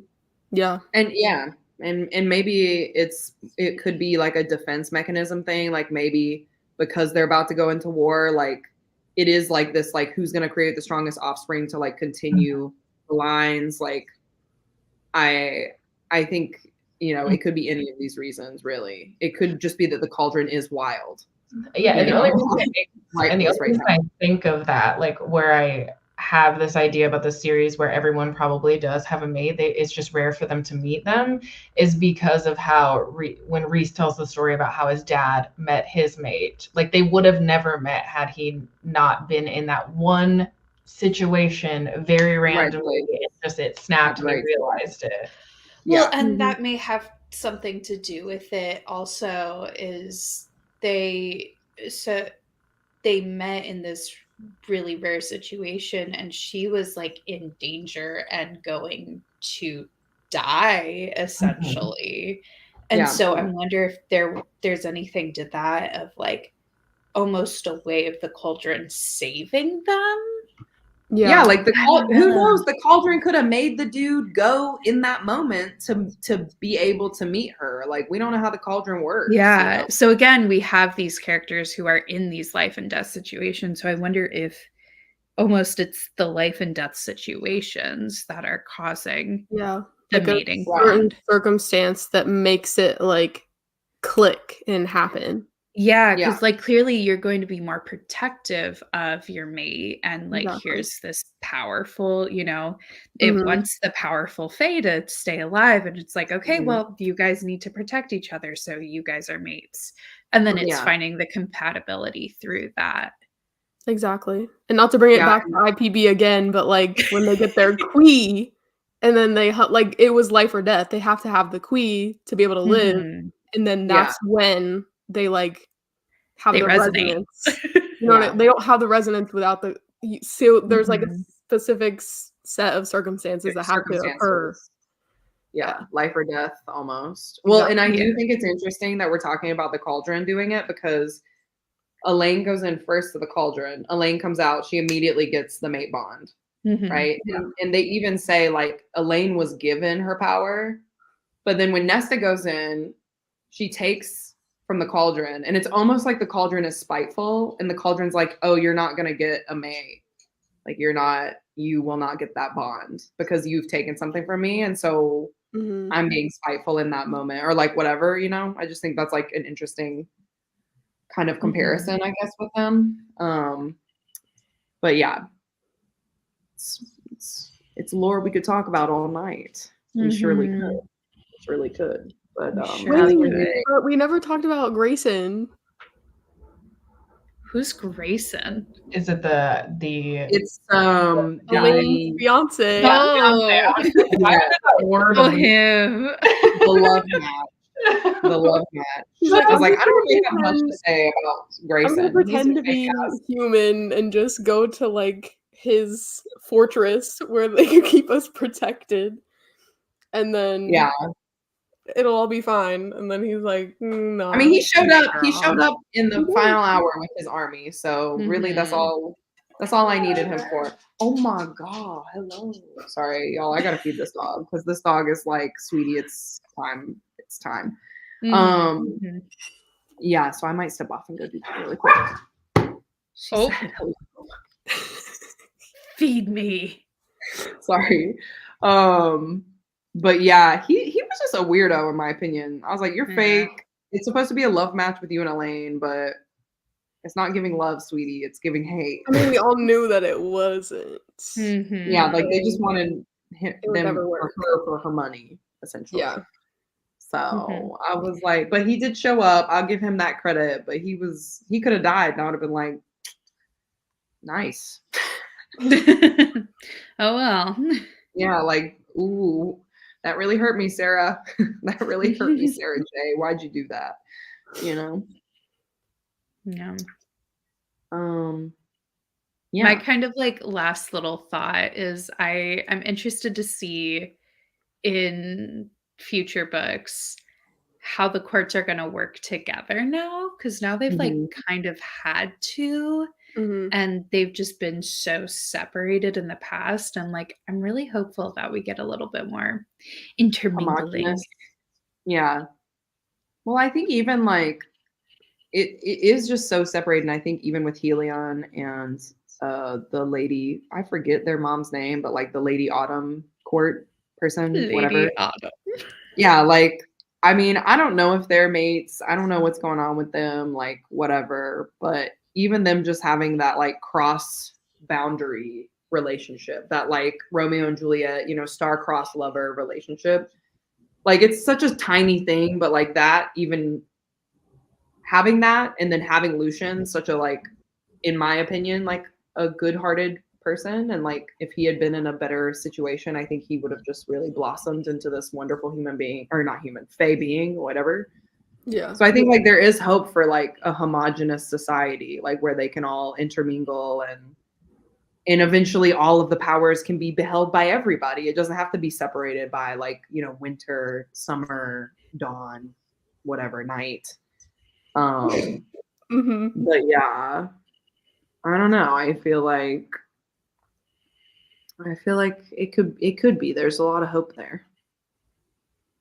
She was, but Elain, she's young. Like she never had a boyfriend before. Mhm. It was her first love, and she got She played. wanted to be loved. Yeah, and Nesta knew too. She said, "Oh, I don't really like him, but I'm gonna let you do it because I can't control you." So, never that Fae are not monsters. Yeah. Mhm. It's true. Make it Mhm. make sense. I'm trying to think if there's anything else in my final hours here. My final I had minutes. one more thing really quick. It was one of my favorite scenes of the entire book. It was when Feyre got into Ianthe's mind and made her smash her hand after like Ooh! trying to force Lucien Oh yeah, I hated that part. and say like Oh, you'll yeah. never touch anyone without their consent ever again. I was like, Hell yeah. that was Yeah. slay of Feyre. Yeah, 'cause I'm I not didn't even gonna know she lie. had that little blue power thing. I was like, girl, why weren't you using that blue power to make people think that you were better than you were? Like, I don't think she knew Mhm. either. right? I don't think she knew anything about her powers. Yeah, She like really what defended the- him in that moment, and it was just it was so great. Yeah, because she was like, should I just leave him? She literally had that thought in her brain. She said, I Yeah. could leave him and I could Mhm. like be fine. And of course, not leaving him puts her in the autumn court and like all that crap that happens after that. But Mhm. yeah, I'm glad because he needed a friend. He needed Yeah. Yeah. in that moment. Because So. Tamlin's obviously a terrible friend. Because Tamlin Oh, served him up 100%. the first time. Yeah. So Tamlin he's made like, him like do the Calamai Yeah. yeah. And that's why thing. she's like, well, I mean, Oh my God. And he tried to tell Feyre too. He was like, yeah, like I just couldn't do it this year. Like it just like it would really ache to me. Like I was like, and she was like, so you let your best friend get R-worded? Like, literally. no, Mhm. that's not cool. You're not a feminist for doing that, sir. Like, what Yeah. are you doing? You don't stick up for your boys. Mm-mm. Oh my God. Yeah, so I That love was that when she just crazy. made her smash her own hand. Loved Yeah, it. that was savage. That was I was savage. eating it up. I love a revenge plot. I've realized, like, over the past couple years, the books that I've really been just resonating with are revenge plot books. So that part, I was eating it up. Mm-hmm. Eat it up. I loved it. I said, "Go, So girl, go, girl," and then her fingers are just like, Yeah. they're looking cuckoo bananas. Yeah, that was a good scene. So good. Oh, I liked a lot in this book. Me too. So Me too. it was a good time. My Can't wait to favorite finish it. SJM book to date. Yeah, I did. I really thought you gave it 5 stars. I was like, holy God. Wait, But even yeah, more so than 4.5. Assassin's Blade? Oh yeah, for sure. That makes sense. I feel like a lot goes on in this one. I still do think about that one the most, though. That was a good one. That was a Mhm. good one. Okay. Speaking of good ones, you know what our next book is going to be? I'm so excited. Frost and Starlight and Silver Flame. There we Yeah, go. We're we doing need it the too for novella first. everybody. Yeah, Would you novella and then- first. Okay. Yeah. Yeah, so novella is definitely first. This is not a situation where you do Assassin's Blade whenever the fudge you want. Okay, this is Frost and Starlight next, then Silver Flames. Okay, because things happen in Frost and Starlight that you're gonna want to know about, or Silver Flames. Okay, so read the novella first, then go into that 40,000 page book, and be I'm ready ready. for the time of your life. It's so good. It's so good, guys. It's gonna be We're all my gonna have- it's gonna be my 5-star. I think so. we're all Me too. gonna I love hope so it. too. I'm Mhm. hopeful for you guys. Yeah. I don't know. People say that this one's super like smutty, and I think in comparison to the rest of the series, it does have some smut. Well, I mean, compared to other things that we read, it's not. Yeah. Yeah. Yeah. Yeah, I'm not But- expecting it to be super spicy. No. Like, I know people say it's spicy, but I'm like, I mean, looking at for what the you people read that are- and what I read. Yeah. Yeah. When I read You it went when it there. first came That's out, right. it was super smutty. Now, in retrospect, no. I'm just not looking forward to her talking about, sheathing that sword. Okay. If I have to hear that line one more time. Listen, I don't mind it. I'm gonna be real. I don't I was mind. like, The There might be velvet some wrapped in here. steel. that's right. The I rap read skill. another book recently where they use that description, and I was like, I don't mind it. It's fine. Catherine's like, it really actually is great. Yeah. Here's my controversial opinion that I'm gonna say right now. Controversial yet. Okay. I did not up. mind the part where his moans drown out the sound of the injured and dying. I don't mind it. I gotta go. It was really nice. It didn't give me the ick. Did I think it was sexy? No, but I don't think it was supposed to be sexy. I think that's the point. I think everybody's like, why would you say that? She wanted to remind you where they were, okay? Yeah, You and get she even says it's there's I'm trying to see your life, point. but I also just don't. death. And I'm not saying like I loved it. I'm just saying like I You don't didn't hate mind it as it. much as everyone else seems to hate it. I mean, Catherine's like, yeah, it's wouldn't you rather realism. be It's screaming real in life. ecstasy than screaming in pain? Sure. Yeah. Listen, Kevin, They're I'm like we're in glad a that you're war living your camp and like and they think they're gonna die soon. So like they gotta get it out. Like I mean, they could die in any moment. Yeah. at this point. literally any moment. So it is what it is. I like right, that we're- you wanted to say this right before we hopped off. You're like, I So just have thank to you get this off all my so chest. much for joining us. Our next live show. Wow, Catherine's really living her truth tonight. I love it. Honestly, I love it. Yeah. Anyway, going into it, our next live show is going to be in 3 weeks, everybody. You got 3 weeks to read these books. Mhm. Is it 3 weeks or is it a month? Help me out. It's 3 the weeks. 24th, so 3 Yeah. weeks. Okay, so 3 weeks. I was like, did we start doing the monthly schedule? No, not yet. Okay. 3 weeks. I'm gonna tell you guys, Silver Flames, you're gonna blow right through it. Okay. It's a great time. That's what she said. Unintended. It is. I'll see myself out. Unintended. No pun intended. I was gonna say, Um, I said that in my head when I was like, don't let the intrusive thoughts win. Just So say then we it. both went for it. Just say it at this point. But yeah, just make sure you're reading the novella, the next book in the ACOWAR series, and we will discuss, because there's lots to discuss in this one. It's not just spice. There's lots to discuss. So let's get into it. Okay, that's it. That's all I got. Thank you guys so much for joining us on this crazy, chaotic journey. We'll see you guys in 3 weeks. Have fun. Be safe. We love ya. Hasta la vista.